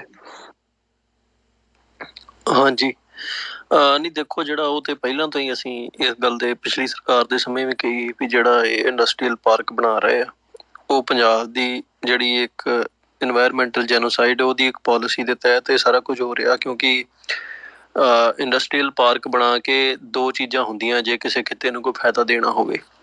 ਪਹਿਲਾ ਤਾਂ ਹੁੰਦਾ ਵੀ ਜਿੱਥੇ ਇੰਡਸਟਰੀਅਲ ਪਾਰਕ ਬਣਦਾ ਉੱਥੇ ਲੋਕਲ ਲੋਕਾਂ ਦੇ ਵਿੱਚ ਇੰਪਲੋਇਮੈਂਟ ਕ੍ਰੀਏਟ ਕੀਤੀ ਜਾਂਦੀ ਹੈ, ਉੱਥੇ ਲੋਕਾਂ ਨੂੰ ਨੌਕਰੀਆਂ ਮਿਲਦੀਆਂ। ਪਰ ਪੰਜਾਬ 'ਚ ਜਿੱਥੇ ਵੀ ਇੰਡਸਟਰੀਅਲ ਪਾਰਕ ਹੈ ਉੱਥੇ ਦੋ ਚੀਜ਼ਾਂ ਹੁੰਦੀਆਂ, ਇੱਕ ਤਾਂ ਪੰਜਾਬ ਦੀ ਜ਼ਮੀਨ ਦੇ ਉੱਤੇ ਉਹ ਜਗ੍ਹਾ ਚੁਣੀ ਜਾਂਦੀ ਹੈ ਜਿਹੜੀ ਸਤਲੁਜ ਜਿੱਦਾਂ ਕਿਸੇ ਦਰਿਆ ਦੇ ਕਿਨਾਰੇ ਆ, ਤਾਂ ਜੋ ਜਿਹੜਾ ਵੇਸਟ ਹੈ ਇੰਡਸਟਰੀਅਲ ਪਾਰਕ ਦਾ, ਖਾਸ ਕਰ ਟੈਕਸਟਾਈਲ ਜਿਹੜੀ ਇੰਡਸਟਰੀ ਹੁੰਦੀ ਹੈ ਇਹ ਸਭ ਤੋਂ ਜ਼ਿਆਦਾ ਪੋਲਿਊਟਡ ਇੰਡਸਟਰੀ ਹੈ। ਜੇ ਆਪਾਂ ਪੋਲਿਊਸ਼ਨ ਦੀ ਗੱਲ ਕਰੀਏ, ਵਾਟਰ ਪੋਲਿਊਸ਼ਨ ਦੀ, ਏਅਰ ਪੋਲਿਊਸ਼ਨ ਦੀ, ਇਹਦੇ ਵਿੱਚ ਫਰੈਸ਼ ਪਾਣੀ ਦੀ ਵੀ ਬਹੁਤ ਵੱਡੇ ਪੱਧਰ 'ਤੇ ਲੋੜ ਹੁੰਦੀ, ਅਤੇ ਦੂਜੀ ਇਹ ਵੀ ਇਹਦਾ ਜਿਹੜਾ ਟੌਕਸਿਕ ਪਾਣੀ ਆ, ਜਿਹੜਾ ਰੰਗਦਾਰ ਜਿਹਨੂੰ ਕਹਿੰਦੇ ਕੈਮੀਕਲ ਫਿਲਡ ਵਾਟਰ ਹੈ, ਉਹ ਵੀ ਬਹੁਤ ਵੱਡੇ ਪੱਧਰ 'ਤੇ ਪ੍ਰੋਡਿਊਸ ਹੁੰਦਾ। ਸੋ ਪਹਿਲੀ ਗੱਲ ਤਾਂ ਕਿਸੇ ਵੀ ਜਿਹੜਾ ਵਾ ਦੁਨੀਆ ਦੇ ਉੱਤੇ ਇੰਡਸਟਰੀਅਲ ਪਾਰਕ ਜਿਹੜਾ ਵਾ, ਖਾਸ ਕਰ ਟੈਕਸਟਾਈਲ ਇੰਡਸਟਰੀ ਦਾ, ਉਹ ਕਿਸੇ এনवायरमेंट ਦੇ ਲਈ ਫਾਇਦੇਮੰਦ ਨਹੀਂ ਹੈਗਾ। ਉਹਦੇ ਲਈ ਬਹੁਤ ਵੱਡੇ ਪ੍ਰੀਕਾਸ਼ਨਸ ਵਰਤੇ ਜਾਂਦੇ ਆ ਜਿਹੜੇ ਬਾਹਰਲੇ ਮੁਲਕਾਂ ਦੇ ਵਿੱਚ ਤੁਸੀਂ ਵੇਖੋਗੇ ਵੀ ਰੈਗੂਲੇਸ਼ਨਸ ਹੁੰਦੀਆਂ ਵੀ ਤੁਸੀਂ ਫਰੈਸ਼ ਜਿਹੜੀ ਨਦੀ ਆ ਕੋਈ ਜਾਂ ਜਿਹੜਾ ਖੇਤੀਬਾੜੀ ਦਾ ਇਲਾਕਾ ਜਾਂ ਜਿਹੜਾ ਈਵਨ ਜਿਹਦੇ ਲਾਗੇ ਵਸੋਂ ਹੈ, ਜਿਹਦੇ ਲਾਗੇ ਕੋਈ ਜੰਗਲ ਹੈ, ਰਿਜ਼ਰਵਾਇਰ ਹੈ, ਜਿਹਦੇ ਲਾਗੇ ਕੋਈ, ਉੱਥੇ ਤੁਸੀਂ ਇਹ ਪਾਰਕ ਨਹੀਂ ਬਣਾ ਸਕਦੇ। ਭਾਵੇਂ ਤੁਸੀਂ ਇਹਨੂੰ ਵੇਸਟ ਨੂੰ ਸਿੱਧਾ ਡੰਪ ਨਾ ਵੀ ਕਰੋ ਤਾਂ ਵੀ ਜਿਹੜਾ ਲਾਗੇ ਲਾਗੇ ਦੀ ਜ਼ਮੀਨ ਆ ਉਹ ਕੰਟੈਮੀਨੇਟਡ ਹੋ ਜਾਂਦੀ ਉਹਦੇ ਨਾਲ। ਪਰ ਪੰਜਾਬ 'ਚ ਜਿਹੜੀ ਇੰਪਲੋਇਮੈਂਟ ਦਾ ਕਰਕੇ ਲੋਕ ਬਹੁਤੇ ਕਰਦੇ ਹੁੰਦੇ ਆ, ਪੰਜਾਬ 'ਚ ਉਹਦਾ ਵੀ ਉਲਟਾ ਹੁੰਦਾ। ਪੰਜਾਬ ਦੇ ਵਿੱਚ ਜਿੱਥੇ ਇੰਡਸਟਰੀ ਲੱਗਦੀ ਹੈ ਉੱਥੇ ਇੱਕ ਕਲੋਨੀ ਬਣਾਈ ਜਾਂਦੀ ਹੈ ਜਿੱਥੇ ਯੂਪੀ ਬਿਹਾਰ ਤੋਂ ਲੋਕ ਸੱਦ ਕੇ ਪੰਜਾਬ ਦੀ ਜਿਹੜੀ ਇਹਦੀ ਪਾਪੂਲੇਸ਼ਨ ਹੈ ਇਹਨੂੰ ਚੇਂਜ ਕੀਤਾ ਜਾ ਰਿਹਾ। ਜਿਹੜੀ ਇਹਦੇ 'ਚ ਸਿੱਖਾਂ ਦੀ ਬਹੁਤ ਗਿਣਤੀ ਹੈ ਪੰਜਾਬ ਦੇ ਵਿੱਚ, ਇੱਕੋ ਇੱਕ ਸਟੇਟ ਜਿਹੜੀ ਛੋਟੀ ਜਿਹੀ ਪੰਜਾਬ, ਉਹਦੇ ਵਿੱਚ ਵੀ ਸਿੱਖਾਂ ਨੂੰ ਮਿਨੋਰਟੀ 'ਚ ਬਦਲਿਆ ਜਾ ਰਿਹਾ। ਜਿਹੜੇ ਵੀ ਇੱਥੇ ਆਉਂਦੇ ਨੇ ਲੋਕ, ਗਵਰਨਮੈਂਟ ਆਪਣੇ ਤੌਰ ਤੇ ਉਹਨਾਂ ਨੂੰ ਘਰ ਬਣਾ ਕੇ ਦਿੰਦੀ ਹੈ, ਰਾਸ਼ਨ ਕਾਰਡ, ਆਧਾਰ ਕਾਰਡ ਬਣਾ ਕੇ ਦਿੰਦੀ ਹੈ, ਸਾਰਾ ਕੁਝ ਕਰਦੀ ਹੈ ਤੇ ਉਹਨਾਂ ਨੂੰ ਬਹੁਤ ਫੈਸਿਲਿਟੀਜ਼ ਮਿਲਦੀਆਂ ਨੇ। ਤੇ ਉਹ ਸਸਤੀ ਲੇਬਰ ਹੋਣ ਕਰਕੇ ਜਿਹੜੇ ਲੋਕਲ ਲੋਕ ਆ ਉਹਨਾਂ ਨੂੰ ਪ੍ਰਾਇੋਰਟੀ ਨਹੀਂ ਦਿੱਤੀ ਜਾਂਦੀ, ਕਿਉਂਕਿ ਲੋਕਲ ਲੋਕਾਂ ਦੀ ਹਮੇਸ਼ਾ ਹੀ ਜਿਹੜਾ ਹੁੰਦਾ ਵਾ ਉਹਨਾਂ ਨੂੰ ਕੀ ਨਾ ਲਈਦਾ ਕਰਕੇ, ਕਿਉਂਕਿ ਇਹ ਪਾਲਿਸੀ ਦੇ ਤਹਿਤ ਸਾਰਾ ਕੁਝ ਹੋ ਰਿਹਾ। ਨਹੀਂ ਤੇ ਇੰਡਸਟਰੀਅਲ ਪਾਰਕ ਦੀ ਪੰਜਾਬ ਨੂੰ ਲੋੜ ਨਹੀਂ। ਪੰਜਾਬ ਦੇ ਵਿੱਚ ਕੋਈ ਟੈਕਸਟਾਈਲ ਏਡੀ ਵੱਡੀ ਪ੍ਰੋਬਲਮ ਨਹੀਂ ਹੈਗੀ ਵੀ ਪੰਜਾਬ ਦੇ ਲੋਕਾਂ ਨੂੰ ਕੱਪੜਾ ਨਹੀਂ ਮਿਲ ਰਿਹਾ। ਸੋ ਸਾਡਾ ਪਹਿਲਾਂ ਤੋਂ ਹੀ ਇਹ ਸਟੈਂਡ ਰਿਹਾ ਵੀ ਪਹਿਲੀ ਗੱਲ ਤੇ ਪੰਜਾਬ 'ਚ ਇੰਡਸਟਰੀ ਜਿਹੜੀ ਆ ਉਹ ਉਸ ਤਰੀਕੇ ਦੀ ਇੰਡਸਟਰੀ ਹੋਣੀ ਚਾਹੀਦੀ ਜਿਹੜੀ ਪਾਣੀ ਨੂੰ, ਹਵਾ ਨੂੰ, ਇੱਥੋਂ ਦੀ ਮਿੱਟੀ ਨੂੰ ਪੋਲਿਊਟ ਨਾ ਕਰੇ ਤੇ ਸਗੋਂ ਇੱਥੇ ਰੁਜ਼ਗਾਰ ਪੈਦਾ ਕਰੇ ਤੇ ਰੁਜ਼ਗਾਰ ਪੈਦਾ ਕਰਕੇ ਲੋਕਲ ਲੋਕਾਂ ਨੂੰ ਦੇਵੇ। ਹੁਣ ਲੁਧਿਆਣੇ 'ਚ ਜਿੰਨੀ ਇੰਡਸਟਰੀ ਹੈ ਉਹਦੇ ਤੁਸੀਂ ਜਾ ਕੇ ਦੇਖ ਲਓ, ਨਾ ਤੇ ਉੱਥੇ ਮੈਨੇਜਰ ਲੈਵਲ ਤੇ ਮੈਨੇਜਮੈਂਟ ਦੇ ਲੈਵਲ ਤੇ ਕੋਈ ਸਿੱਖ ਪੰਜਾਬੀ ਕੰਮ ਕਰਦਾ, ਨਾ ਲੇਬਰ ਦੇ ਲੈਵਲ ਦੇ ਉੱਤੇ, ਸਾਰੇ ਬਈਏ ਤੇ ਜਾਂ ਫਿਰ ਹਿੰਦੂ ਤੇ ਜਾਂ ਫਿਰ ਬਾਹਰੋਂ ਜਿਹੜੇ ਉਹਨਾਂ ਨੇ ਸਾਊਥ ਇੰਡੀਅਨ ਲਿਆ ਕੇ ਰੱਖੇ ਹੋਏ ਨੇ ਜਿਹੜੇ ਕੰਮ ਵਾਸਤੇ। ਇੱਦਾਂ ਨਹੀਂ ਹੈਗਾ ਵੀ ਪੰਜਾਬ ਦੇ ਲੋਕ ਕੰਮ ਕਰਨਾ ਜਾਣਦੇ ਨਹੀਂ ਜਾਂ ਉਹਨਾਂ ਨੂੰ ਪਤਾ ਨਹੀਂ ਗਾ ਵੀ ਕੰਮ ਕਿੱਦਾਂ ਕਰੀਦਾ। ਇਹ ਕੰਪਨੀਆਂ ਨੂੰ ਖਾਸ ਹਦਾਇਤ ਹੈ ਵੀ ਤੁਸੀਂ ਆੜੇ ਰੋਲ ਵਾਸਤੇ ਆ ਬੰਦੇ ਅਸੀਂ ਤੁਹਾਨੂੰ ਪ੍ਰੋਵਾਈਡ ਕਰਦੇ ਹਾਂ। ਉਹ ਜਿਹੜੇ ਬੰਦੇ ਇੰਡਸਟਰੀ ਲਾਉਂਦੇ ਨੇ ਜਿਹੜੀ ਗਵਰਨਮੈਂਟ, ਉਹ ਨਾਲ ਦੀ ਨਾਲੇ ਪਲਾਨ ਕਰਕੇ ਲੈ ਕੇ ਆਉਂਦੀ ਹੈ ਵੀ ਇੱਥੇ ਅਸੀਂ ਫਿਰ ਤੁਹਾਡੇ ਬੱਚਿਆਂ ਦੇ ਨਾਲ ਉਹ ਬੱਚੇ ਸਕੂਲ ਜਾਣਗੇ। ਉਹ ਬੱਚੇ ਕਿਉਂਕਿ ਉਹ ਆਲਰੇਡੀ ਜਦੋਂ ਇੱਥੇ ਆਉਂਦੇ ਉਹਨਾਂ ਦਾ ਖਰਚਾ ਘੱਟ ਹੁੰਦਾ ਹੈ। ਖਰਚਾ ਘੱਟ ਹੋਣ ਕਰਕੇ, ਗਵਰਨਮੈਂਟ ਫੈਸਿਲਿਟੀਜ਼ ਹੋਣ ਕਰਕੇ ਉਹ ਜਿਹੜੇ ਲੋਕਲ ਲੋਕਾਂ ਨੂੰ ਛੇਤੀ ਤਰੱਕੀ ਕਰ ਜਾਂਦੇ ਆ ਤੇ ਉਹ ਇੱਕ ਕਲੋਨੀ ਦੇ ਰੂਪ ਦੇ ਵਿੱਚ ਇੱਥੋਂ ਦੀ ਜਿਹੜੀ ਪਾਪੂਲੇਸ਼ਨ ਹੈ ਜਿਹਨੂੰ ਉਹ ਬਦਲਣ ਦਾ ਲੰਮੇ ਤਰੀਕੇ ਤੋਂ ਪਲਾਨ ਕਰ ਰਹੇ ਆ ਉਹਦੇ 'ਚ ਉਹ ਸਹੀ ਹੁੰਦੇ। ਸੋ ਇਹ ਦੂਜਾ ਜਿਹੜਾ ਸਭ ਤੋਂ ਵੱਡੀ ਪ੍ਰੋਬਲਮ ਹੈ ਵੀ ਪੰਜਾਬ ਦਾ ਆਲਰੇਡੀ ਜਿਹੜਾ ਏਰੀਆ ਵਾ ਬਹੁਤ ਜ਼ਿਆਦਾ ਜ਼ਹਿਰੀਲਾ ਹੋ ਚੁੱਕਾ। ਉੱਥੋਂ ਦੀ ਜ਼ਮੀਨ ਪੰਜਾਬ ਦੇ ਵਿੱਚ ਮੇਰੇ ਖਿਆਲ ਨਾਲ 3% ਤੋਂ ਘੱਟ ਜਿਹੜਾ ਜੰਗਲ ਵਾ ਇਸ ਵੇਲੇ ਟੋਟਲ ਏਰੀਆ ਦੇ ਵਿੱਚ 3% ਤੋਂ ਘੱਟ ਆ। ਕਿਸੇ ਵੀ ਹੈਲਦੀ ਜਿਹੜੀ ਕੰਟਰੀ ਵਾਸਤੇ, ਸਟੇਟ ਵਾਸਤੇ ਘੱਟੋ ਘੱਟ 15 ਤੋਂ 20% ਜੰਗਲ ਚਾਹੀਦਾ। ਇਹ ਤੋਂ ਥੱਲੇ ਆਉਣ ਤੇ ਬਾਅਦ 'ਚ ਉਹਨੂੰ ਖਤਰਾ ਸਮਝਿਆ ਜਾਂਦਾ। ਤੇ ਈਵਨ ਜਿਹੜੀ ਆਪਣੀ ਫਸਲਾਂ ਵਾਲੀ ਜ਼ਮੀਨ ਹੁੰਦੀ ਹੈ, ਸਰਕਾਰਾਂ ਕਈ ਵਾਰ ਇਹਨਾਂ ਨੂੰ ਅਕਵਾਇਰ ਕਰਕੇ 'ਚ ਵੀ ਜੰਗਲ ਲਾ ਦਿੰਦੀਆਂ ਨੇ ਤਾਂ ਜੋ ਇਹ ਬੈਲੈਂਸ ਬਣ ਸਕੇ। ਪਰ ਇੱਥੇ ਉਲਟਾ ਜਿਹੜੇ ਬਚੇ ਕੁਛ ਜੰਗਲ ਉਹਨੂੰ ਵੀ ਤਬਾਹ ਕੀਤਾ ਜਾ ਰਿਹਾ। ਨਾਲ ਦੀ ਨਾਲ ਜਿਹੜਾ ਏਡਾ ਵੱਡਾ ਵੇਸਟ ਹੋਣਾ ਹੈ ਟੈਕਸਟਾਈਲ ਇੰਡਸਟਰੀ ਦਾ, ਉਹ ਸਾਰਾ ਸਤਲੁਜ 'ਚ ਜਾਏਗਾ। ਸਤਲੁਜ ਦੇ ਵਿੱਚੋਂ ਉਹ ਫਿਰ ਨਹਿਰਾਂ 'ਚ, ਖਾਲਾਂ 'ਚ ਜਾਂ ਜਿੱਥੇ ਜਿੱਥੇ ਵੀ ਉਹ ਪਾਣੀ ਜਾਊਗਾ ਉੱਥੇ ਉੱਥੇ ਨਾਲ ਉਹ ਕੰਟੈਮੀਨੇਸ਼ਨ ਜਾਊਗੀ।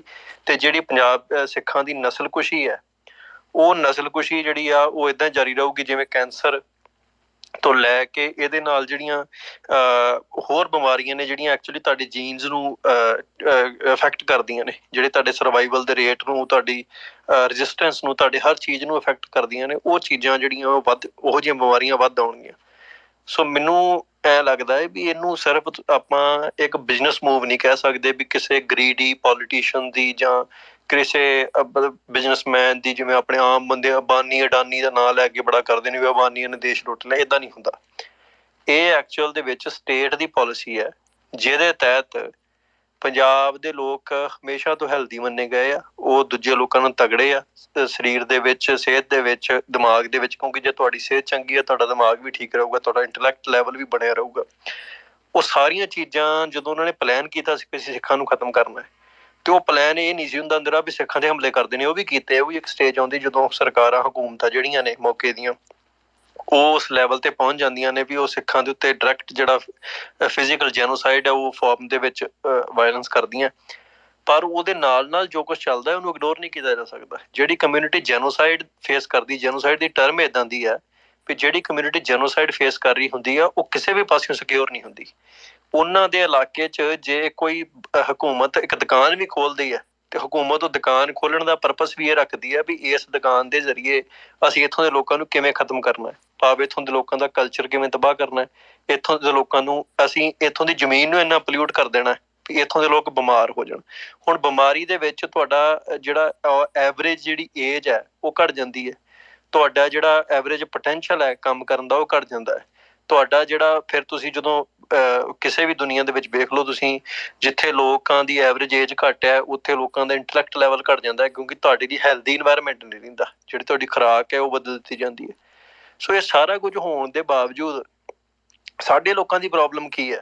ਸਾਡੇ ਲੋਕਾਂ ਦੀ ਪ੍ਰੋਬਲਮ ਇਹ ਹੈ ਕਿ ਅਜੇ ਵੀ ਜਦੋਂ ਮੱਤੇਵਾੜਾ ਜੰਗਲ ਨੂੰ ਬਚਾਉਣ ਦੀ ਗੱਲ ਹੋ ਰਹੀ ਹੈ ਤੇ ਸਿਰਫ ਇਹ ਗੱਲ ਹੋ ਰਹੀ ਹੈ ਵੀ ਇੱਥੇ ਜੀ ਲਾਲਚੀ ਲੋਕ, ਇੱਥੇ ਜੀ ਦੂਜੇ ਜਿਹੜੇ ਆ ਇੰਡਸਟਰੀਲਿਸਟ ਆ ਜਾਣਗੇ, ਇੱਥੇ ਆਹ ਹੋ ਜਾਊਗਾ ਜੇ ਹੋ ਜਾਊਗਾ। ਜਿੰਨੇ ਵੀ ਬੰਦੇ ਉੱਥੇ ਮੈਂ ਵੇਖੇ ਆ ਵੀ ਉਹ ਇਹਨੂੰ ਪ੍ਰੋਟੈਸਟ ਕਰ ਰਹੇ, ਠੀਕ ਹੈ ਵਧੀਆ ਗੱਲ ਆ ਪ੍ਰੋਟੈਸਟ ਕਰ ਰਹੇ ਆ, ਪਰ ਇਹਨੂੰ ਇਸ ਲੈਵਲ ਦੇ ਉੱਤੇ ਕੋਈ ਅੰਡਰਸਟੈਂਡ ਨਹੀਂ ਕਰ ਰਿਹਾ ਜਾਂ ਕਰਨਾ ਨਹੀਂ ਚਾਹ ਰਿਹਾ, ਜਾਂ ਉਹਨਾਂ ਨੂੰ ਲੱਗਦਾ ਹੈ ਵੀ ਇਹਨਾਂ ਸਟਰਗਲ ਜ਼ਿਆਦਾ ਵੱਡੀ ਹੋ ਜਾਊਗੀ ਜਿਹਦੀ ਉਹਨਾਂ ਦੀ ਕਪੈਸਿਟੀ ਤੋਂ ਵੱਡੀ ਹੈ।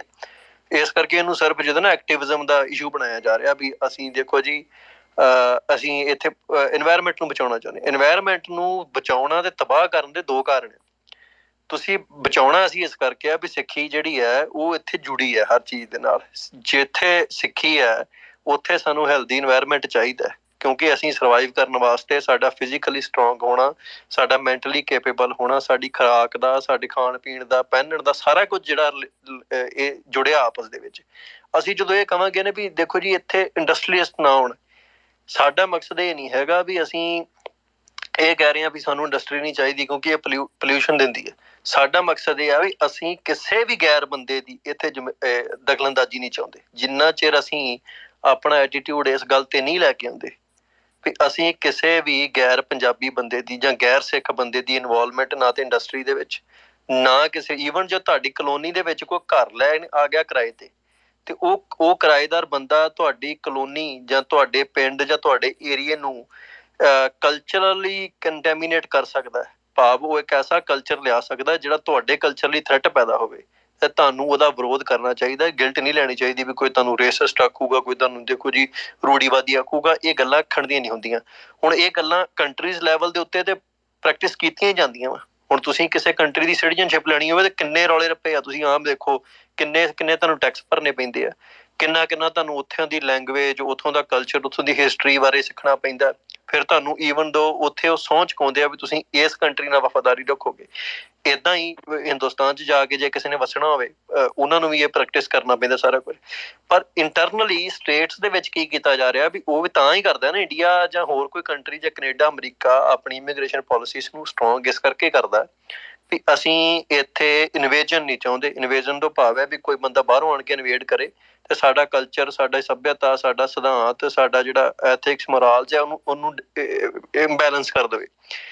ਹਿੰਦੁਸਤਾਨ ਵੀ ਇਹ ਪ੍ਰੈਕਟਿਸ ਕਰਦਾ ਹੈ, ਉਹਨਾਂ ਨੂੰ ਵੀ ਖਤਰਾ ਹੁੰਦਾ ਹੈ ਵੀ ਜਦੋਂ ਬਾਹਰ ਦੇ ਲੋਕ ਆ ਕੇ ਉੱਥੇ ਵਸਦੇ ਨੇ ਤੇ ਉਹ ਕੀ ਇਫੈਕਟ ਕਰਨਗੇ। ਇਹਦੇ ਲਈ ਉਹਨਾਂ ਨੇ ਬਾਹਰਲੀਆਂ ਜਿਹੜੀਆਂ ਆਪਣੀਆਂ ਸਟੇਟਾਂ ਦੇ ਵਿੱਚ ਪਾਲਿਸੀ ਤਿਆਰ ਕੀਤੀ ਹੋਈ ਆ। ਉੱਥੇ ਮਤਲਬ ਈਸਾਈਆਂ ਦੇ ਪ੍ਰਚਾਰ ਵਾਸਤੇ ਉਹਨਾਂ ਨੂੰ ਇਹ ਬਹੁਤ ਫਿਕਰ ਹੈ ਹਿੰਦੁਸਤਾਨ ਦੇ ਲੋਕ ਦੀ ਹਕੂਮਤ ਨੂੰ, ਜਿੱਥੇ ਜਿੱਥੇ ਹਿੰਦੂ ਪਾਪੂਲੇਸ਼ਨ ਹੈ ਵੀ ਉੱਥੇ ਈਸਾਈ ਪ੍ਰਚਾਰ ਨਾ ਕਰਨ ਬਿਲਕੁਲ ਵੀ, ਕਿਉਂਕਿ ਉਹਨਾਂ ਦਾ ਪ੍ਰਚਾਰ ਕਰਨ ਦਾ ਤਰੀਕਾ ਤੇ ਉਹਨਾਂ ਦਾ ਜਿਹੜਾ ਇੱਕ ਗ੍ਰੀਡੀ ਸਿਸਟਮ ਹੈ ਜਿਹੜਾ ਲੋਕਾਂ ਨੂੰ ਆਪਣੇ ਧਰਮ ਨਾਲ ਜੋੜਨ ਦਾ, ਉਹ ਬਹੁਤ ਜ਼ਿਆਦਾ ਭੈੜਾ ਵਾ ਤੇ ਉਹਨੇ ਬਹੁਤ ਕਮਿਊਨਿਟੀਜ਼ ਨੂੰ ਤਬਾਹ ਕੀਤਾ ਕਿਉਂਕਿ ਉਹਦੇ ਵਿੱਚ ਕੋਈ ਡੀਪਲੀ ਕੁਛ ਨਹੀਂ ਹੈਗਾ, ਬਸ ਉਹ ਸਰਫੇਸ ਲੈਵਲ ਦੇ ਉੱਤੇ ਝੂਠ ਫਰਾਦ ਬੋਲ ਕੇ ਕੰਮ ਚੱਲਦਾ।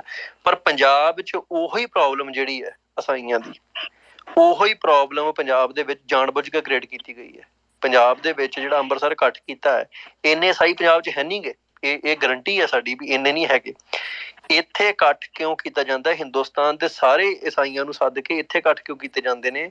ਤਾਂ ਜੋ ਇਹ ਸ਼ੋਅ ਕੀਤਾ ਜਾਵੇ ਵੀ ਪੰਜਾਬ ਦੇ ਉੱਤੇ ਦਾਵਾ ਸਿੱਖਾਂ ਦਾ ਨਹੀਂ, ਇੱਥੇ ਹੋਰ ਦਾਵਾ ਹੈਗਾ। ਸੋ ਸਾਰੀਆਂ ਚੀਜ਼ਾਂ ਤੁਹਾਡੀ ਗੱਲ ਨਾਲ ਮੈਂ ਜਮਾ 101% ਸਹਿਮਤ ਹਾਂ। ਵੀਰੇ 2 ਮਿੰਟ ਮੇਰੀ ਸਾਰੇ ਤੁਹਾਡੀ ਜਦੋਂ ਵਾਰੀ ਆਉਂਦੀ ਉਦੋਂ ਬੋਲਿਆ ਕਰੋ ਬਾਈ। ਇਹ ਮੇਰਾ ਵੀਰ 2 ਮਿੰਟ ਆਪਾਂ ਸਵਾਲ ਜਵਾਬ ਲੈਂਦੇ ਹਾਂ ਸਾਰਿਆਂ ਕੋਲੋਂ। ਸਾਰੇ ਸਪੀਕਰਾਂ ਨੂੰ ਬੇਨਤੀ ਹੈ ਵੀ ਆਪਾਂ ਇੱਕ ਵਾਰੀ ਜਿਹੜੇ ਮੁੱਦੇ ਉਹਨਾਂ ਤੇ ਗੱਲ ਕਰਕੇ ਤੇ ਫਿਰ ਸਪੇਸ ਦੇ ਐਂਡ ਤੇ ਆਪਾਂ ਸਾਰੇ ਸਪੀਕਰਾਂ ਨੂੰ ਪਲੀਜ਼ ਲਵਾਂਗੇ ਕੁਐਸਚਨ ਆਨਸਰ ਲਈ। ਹਾਂਜੀ ਦੇਖੋ ਇਹਦੇ 'ਚ ਨਾ ਚਲੋ ਉਹ ਗੱਲਬਾਤ ਬਾਅਦ 'ਚ ਪੂਰੀ ਕਰਾਂਗੇ, ਪਰ ਮੇਨਲੀ ਇਹ ਚੀਜ਼ ਹੈ ਵੀ ਅਸੀਂ ਇੱਕ ਵਾਰ 'ਚ ਹੈ। ਅਸੀਂ ਮਹਿਸੂਸ ਨਹੀਂ ਕਰ ਰਹੇ ਇਸ ਗੱਲ ਨੂੰ। ਅਸੀਂ ਡਿਨਾਈ ਕਰ ਰਹੇ ਹਾਂ, ਅਸੀਂ ਇਗਨੋਰ ਕਰ ਰਹੇ ਹਾਂ, ਅਸੀਂ ਪਾਸਾ ਵੱਟ ਕੇ ਸਮਾਂ ਜਿਹਨੂੰ ਕਹਿੰਦੇ ਨਾ ਵੀ ਅੱਖਾਂ ਮੀਚ ਕੇ ਤੇ ਇਹ ਕੋਸ਼ਿਸ਼ ਕਰ ਰਹੇ ਹਾਂ ਵੀ ਖਤਰਾ ਟਲ ਗਿਆ, ਜਿਵੇਂ ਕਬੂਤਰ ਕਰਦਾ ਬਿੱਲੀ ਨੂੰ ਵੇਖ ਕੇ। ਪਰ ਰਿਐਲਿਟੀ ਇਹ ਹੈ ਵੀ ਇੰਡੀਆ ਨੇ ਸਾਡੇ ਖਿਲਾਫ ਫੁੱਲ ਸਕੇਲ ਵਾਰ ਛੇੜੀ ਹੈ ਹਰ ਐਸਪੈਕਟ ਤੋਂ। ਉਹ ਮਤਲਬ ਸਿੱਖਾਂ ਦਾ ਕੋਈ ਵੀ ਐਸਾ ਐਸਪੈਕਟ ਨਹੀਂ ਪੰਜਾਬ ਦਾ ਸਿੱਖਾਂ ਦਾ ਛੱਡ ਰਿਹਾ ਜਿੱਥੇ ਉਹ ਸਿੱਖਾਂ ਨੂੰ ਖਤਮ ਕਰਨ ਲਈ ਕੋਸ਼ਿਸ਼ਾਂ ਨਾ ਕਰ ਰਹੇ ਹੋਣ। ਅਸਿਮੀਲੇਸ਼ਨ ਤੋਂ ਲੈ ਕੇ ਐਲੀਮੀਨੇਸ਼ਨ ਤੱਕ ਦੀਆਂ ਸਾਰੀਆਂ ਪਾਲਿਸੀਆਂ ਜਿਹੜੀਆਂ ਉਹ ਇਸ ਵੇਲੇ ਐਕਟਿਵ ਚੱਲ ਰਹੀਆਂ ਨੇ। ਸੋ ਆਪਾਂ ਨੂੰ ਅੱਜ ਜਿਹੜਾ ਇੰਡਸਟਰੀ ਲੱਗਣ ਜਾ ਰਹੀ ਹੈ, ਕੱਲ ਨੂੰ ਹੋਰ ਕੁਝ ਹੋ ਸਕਦਾ। ਇਹ ਪ੍ਰੋਬਲਮ, ਇਹ ਸਿੰਪਟਮਸ ਨੇ ਗੁਲਾਮੀ ਦੇ। ਇਹ ਕੱਲਾ ਸਿੰਪਟਮਸ ਹੈ, ਪਾਣੀਆਂ ਦਾ ਇਸ਼ੂ ਵੀ ਹੋ ਸਕਦਾ, ਦੂਜੇ ਇਸ਼ੂ ਵੀ ਹੋ ਸਕਦੇ। ਆਪਾਂ ਹਰ ਇਸ਼ੂ ਦੇ ਉੱਤੇ ਇੱਕ ਜਿਹੜੀ ਆ ਹਰ ਮੁਹਾਰ ਤੇ ਲੜਾਈ ਲੜਨੀ ਆ। ਜਦੋਂ ਵੀ ਕੋਈ ਕਮਿਊਨਿਟੀ ਜਾਂ ਕੋਈ ਦੇਸ਼, ਕੋਈ ਮੁਲਕ, ਕੋਈ ਰਾਜ ਐਸੀ ਸਟੇਟ 'ਚ ਹੁੰਦਾ ਜਿਸ ਸਟੇਟ 'ਚ ਅਸੀਂ ਹੈਗੇ ਹਾਂ, ਉਹਨਾਂ ਨੂੰ ਪਤਾ ਹੁੰਦਾ ਵੀ ਹਰ ਮੁਹਾਰ ਤੇ ਲੜਾਈ ਲੜਨੀ ਜ਼ਰੂਰੀ ਹੈ। ਪਰ ਨਾਲ ਦੀ ਨਾਲ ਉਹਨਾਂ ਨੂੰ ਇਹ ਵੀ ਪਤਾ ਹੁੰਦਾ ਵੀ ਇਹ ਲੜਾਈ ਖਤਮ ਕਿਵੇਂ ਹੋਊਗੀ। ਉਹ ਲੜਾਈ ਵੀ ਲੜਦੇ, ਉਹ ਜੰਗ ਵੀ ਲੜਦੇ ਆ, ਪਰ ਜੰਗ ਕਿਵੇਂ ਖਤਮ ਹੋਊਗੀ ਇਹ ਗੱਲ ਨਹੀਂ ਭੁੱਲਦੇ। ਸਾਡੀ ਪ੍ਰੋਬਲਮ ਸਭ ਤੋਂ ਵੱਡੀ ਇਹ ਹੈ, ਅਸੀਂ ਹਰ ਮੁਹਾਰ ਤੇ ਲੜਾਈ ਲੜਨ ਤੁਰ ਪੈਂਦੇ ਹਾਂ, ਪਰ ਅਸੀਂ ਇਹ ਗੱਲ ਜਾਣਬੁੱਝ ਕੇ ਇਗਨੋਰ ਕਰਦੇ ਹਾਂ ਵੀ ਇਹਦੀ ਵਜ੍ਹਾ ਕੀ ਹੈ, ਇਹ ਲੜਾਈ ਦੀ ਵਜ੍ਹਾ ਕੀ ਹੈ ਤੇ ਇਹ ਖਤਮ ਕਿਵੇਂ ਹੋਊਗੀ। ਇਹ ਜਾਣਬੁੱਝ ਕੇ, ਕਿਉਂਕਿ ਸਾਨੂੰ ਐ ਲੱਗਦਾ ਵੀ ਇਹ ਜਿੱਦਣ ਅਸੀਂ ਇਹ ਅਹਿਸਾਸ ਕਰ ਲਿਆ, ਜਿੱਦਣ ਅਸੀਂ ਕਿਉਂਕਿ ਰਿਐਲਿਟੀ ਤੋਂ ਸਕੇਪ ਕਰਨਾ ਸੌਖਾ ਹੈ। ਤੁਹਾਡੇ ਸਾਹਮਣੇ ਬਹੁਤ ਕੁਝ ਮਾੜਾ ਹੋ ਰਿਹਾ ਹੋਵੇ ਤੇ ਤੁਸੀਂ ਅੱਖਾਂ ਮੀਟ ਲਓ ਤੇ ਤੁਹਾਨੂੰ ਆਪਣੀ ਇਨਰ ਜਿਹੜੀ ਪੀਸ ਆ ਉਹ ਥੋੜੀ ਬਹੁਤੀ ਮਿਲ ਸਕਦੀ। ਵੈਸੇ ਉਹ ਮਿਲਦੀ ਨਹੀਂ ਹੁੰਦੀ, ਪਰ ਫਿਰ ਵੀ ਤੁਹਾਨੂੰ ਮਹਿਸੂਸ ਹੋ ਸਕਦਾ ਵੀ ਯਾਰ ਮੈਨੂੰ ਕੀ ਲੈਣਾ ਦੇਣਾ। ਜਿੱਦਾਂ ਆਮ ਹੈ ਵੀ ਇੱਥੋਂ ਭੱਜਣਾ ਜਿਹੜਾ ਵਾ, ਇੱਥੋਂ ਪੰਜਾਬ ਤੋਂ ਦਾਵਾ ਛੱਡ ਕੇ ਬਾਹਰਲੇ ਮੁਲਕਾਂ 'ਚ ਜਾ ਕੇ ਵਸਣਾ, ਇਹ ਵੀ ਇਸੇ ਇੱਕ ਜਿਹੜੀ ਇਨਰ, ਜਦੋਂ ਕੌਮਾਂ ਇਸ ਪੜਾਅ 'ਚੋਂ ਲੰਘਦੀਆਂ ਨਾ, ਉਹਨਾਂ ਨੂੰ ਇਹ ਪ੍ਰੋਬਲਮ ਆ ਜਾਂਦੀ ਹੈ।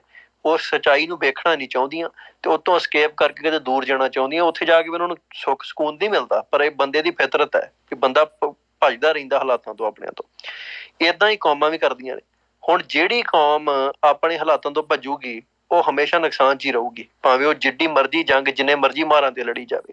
ਅਸਲ ਪ੍ਰੋਬਲਮ ਇਹ ਹੈ ਵੀ ਸਾਨੂੰ ਲੜਾਈ ਲੜਨੀ ਪੈਣੀ ਹੈ ਹਿੰਦੁਸਤਾਨ ਦੇ ਖਿਲਾਫ, ਗਿਲਟ ਫਰੀ ਹੋ ਕੇ, ਦਾਅਵੇ ਨਾਲ, ਦ੍ਰਿੜਤਾ ਨਾਲ ਇਹ ਗੱਲ ਕਹਿ ਕੇ ਵੀ ਸਾਡਾ ਜਿੰਨਾ ਨੁਕਸਾਨ ਹੈ, ਸਾਡੀ ਸੂਈ ਗਵਾਚੇ ਜਾਂ ਸਾਡੀ ਕੌਮ ਦੀ ਨਸਲ ਖੁਸ਼ੀ ਹੋਵੇ, ਛੋਟੇ ਤੋਂ ਵੱਡਾ ਨੁਕਸਾਨ ਹਿੰਦੁਸਤਾਨ ਦੀ ਦੇਣ ਹੈ। ਸਾਨੂੰ ਉਹਦਾ ਸਾਰਾ ਇਲਜ਼ਾਮ ਉਹਨਾਂ ਤੇ ਥੋਪਣਾ ਚਾਹੀਦਾ ਹੈ। ਜਿੰਨਾ ਚਿਰ ਅਸੀਂ ਇਸ ਮੈਂਟਲ ਸਟੇਟ 'ਚ ਨਹੀਂ ਆਉਂਦੇ, ਉਹਨਾਂ ਚਿਰ ਤੁਸੀਂ 100 ਲੜਾਈਆਂ ਲੜੀ ਜਾਓ, ਟੈਕਸਟਲ ਪਾਰ ਕੇ ਰੋਕ ਵੀ ਲਵਾਂਗੇ, ਹੋਰ ਲਾ ਦੇਣਗੇ ਉਹ। ਕਿਸਾਨੀ ਬਿੱਲ ਵਾਪਸ ਕਰਾ ਹੀ ਲਿਆ ਆਪਾਂ, ਤੇ ਉਹਨਾਂ ਨੇ ਕੀ ਕੀਤਾ? ਕਿਸਾਨੀ ਠੀਕ ਹੋ ਗਈ। ਹੁਣ ਜਾਂ ਕਿਸਾਨ ਸੁਸਾਈਡ ਨਹੀਂ ਕਰਦੇ। ਉਦੋਂ ਵੀ ਗੱਲ ਇਹੋ ਸੀ ਨਾ ਵੀ ਕੋਈ ਸਟਰਕਚਰ ਲੈਵਲ ਦੀ ਗੱਲ ਕਰੋ, ਕੋਈ ਐਸੀ ਗੱਲ ਕਰੋ ਜਿੰਨਾ ਇਹ ਪ੍ਰੋਬਲਮ ਸਦੀਵੀ ਤੌਰ ਤੇ ਖਤਮ ਹੋ ਜਾਏ। ਤੇ ਉਦੋਂ ਆ ਜਿਹੜੇ ਹੈਗੇ ਸੀ ਆਪਣੇ ਮਤੋਜ ਮਾਨ ਵਰਗੇ, ਉਹ ਕਹਿੰਦੇ ਸੀ ਨਾ ਇੱਥੇ ਗੱਲ ਨਾ ਕਰੋ ਖਾਲਿਸਤਾਨ ਦੀ, ਇੱਥੇ ਆਹ ਨਾ ਗੱਲ ਕਰੋ, ਇਹਦੇ ਰਵਾਦਤ ਘਰਾਂ ਦੀ ਗੱਲ ਨਾ ਕਰੋ। ਅੱਜ ਇਹ ਕਹਿੰਦੇ ਮੱਤੇਆੜੇ ਦਾ ਜੰਗਲ ਬਚਾਉਣਾ ਅਸੀਂ। ਮੈਨੂੰ ਇਹ ਪ੍ਰੋਬਲਮ ਨਹੀਂ ਹੈਗੀ ਵੀ ਉੱਥੇ ਕਿਉਂ ਤੁਰੇ ਫਿਰਦੇ ਨੇ। ਹੋ ਸਕਦਾ ਖੁਦ ਹੀ ਅੰਡਰਸਟੈਂਡ ਨਾ ਕਰਦੇ ਹੋਣ, ਖੁਦ ਹੀ ਇਹਨਾਂ ਨੂੰ ਪਤਾ ਨਾ ਹੋਵੇ ਵੀ ਇਹ ਕੀ ਚੱਕਰ ਕੀ ਹੈ ਸਾਰਾ। ਇਹ ਖੁਦ ਉਸ ਬਿਮਾਰੀ ਤੋਂ ਪੀੜਤ ਹੋਣ ਜਿਹਦੇ 'ਚ ਬੰਦਾ ਅੰਡਰਸਟੈਂਡ ਨਹੀਂ ਕਰਦਾ ਪ੍ਰੋਬਲਮ ਨੂੰ। ਜੇ ਹੁਣ ਤੁਸੀਂ ਪ੍ਰੋਬਲਮ ਨੂੰ ਅੰਡਰਸਟੈਂਡ ਨਹੀਂ ਕਰਦੇ ਤੇ ਤੁਸੀਂ ਸੋਲਿਊਸ਼ਨ ਦੇਣ ਦੀਆਂ ਗੱਲਾਂ ਕਰ ਰਹੇ ਜੋ, ਫਿਰ ਇਹ ਤੋਂ ਵੱਡੀ ਨੌਨਸੈਂਸ ਕੀ ਹੋ ਸਕਦੀ ਹੈ? ਸੋ ਇਤਰਾਜ਼ ਸਾਨੂੰ ਇਸ ਗੱਲ ਤੇ ਹੋਣਾ ਚਾਹੀਦਾ ਹੈ ਵੀ ਜਿਹੜੀ ਏਡੀ ਵੱਡੀ ਮਾਸ ਮੂਵਮੈਂਟ ਸੀ ਕਿ ਉਹਦੇ 'ਚ ਮੱਤੇਆੜਾ ਜੰਗਲ ਨਹੀਂ ਸੀ ਬਚ ਸਕਦਾ।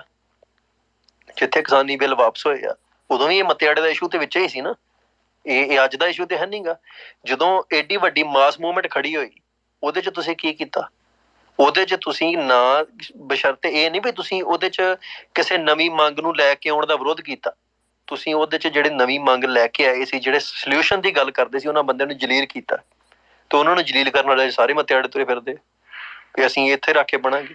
ਹੁਣ ਇੱਥੇ ਵੀ ਕੀ ਕਰਨਗੇ? ਇੱਥੇ ਵੀ ਇਹ ਕੰਮ ਇਹੋ ਕਰਨਗੇ। ਇੱਥੇ ਕੱਲ ਨੂੰ ਕੋਈ ਇਕੱਠ ਹੁੰਦਾ ਹੈ, ਇੱਥੇ ਜੇ ਕੱਲ ਨੂੰ 10-20 ਹਜ਼ਾਰ ਬੰਦਾ ਇਕੱਠਾ ਹੋ ਜਾਂਦਾ ਹੈ, ਉੱਥੇ ਗੱਲ ਕਰਨਗੇ ਵੀ ਸਿਰਫ ਮੱਤੇਆੜੇ ਦੀ ਗੱਲ ਕਰੋ, ਹੋਰ ਗੱਲ ਨਾ ਕਰਿਓ ਤੁਸੀਂ। ਇਹ ਹੁੰਦਾ ਵਾ ਇਨਫਿਨਿਟ ਸਮੇਂ ਲਈ ਲੜਦੇ ਰਹਿਣਾ। ਇਹਦੇ 'ਚ ਤੁਹਾਡਾ ਕੋਈ ਸੋਲਿਊਸ਼ਨ ਨਹੀਂ ਹੈਗਾ, ਲੜਦੇ ਰਹੋ ਜਿੰਨੀ ਦੇਰ ਮਰਜ਼ੀ। ਗੱਲ ਇਹ ਆ ਵੀ ਗੱਲ ਮੱਤੇਵਾੜੇ ਖੜ ਕੇ ਵੀ ਹੋਣੀ ਚਾਹੀਦੀ ਵੀ ਅਸੀਂ ਗੁਲਾਮ ਹੈ। ਗੁਲਾਮੀ ਦੀ ਗੱਲ ਜਿੰਨਾ ਚਿਰ ਨਹੀਂ ਹੁੰਦੀ, ਉਹਨਾਂ ਚਿਰ ਤੁਸੀਂ ਮੱਤੇਆੜੇ ਚੱਲ ਜਾਓ, ਉਹਨਾਂ ਚਿਰ ਤੁਸੀਂ ਮਤਲਬ ਫਲਾਣੇ ਥਾਂ ਤੇ ਚੱਲ ਜਾਓ।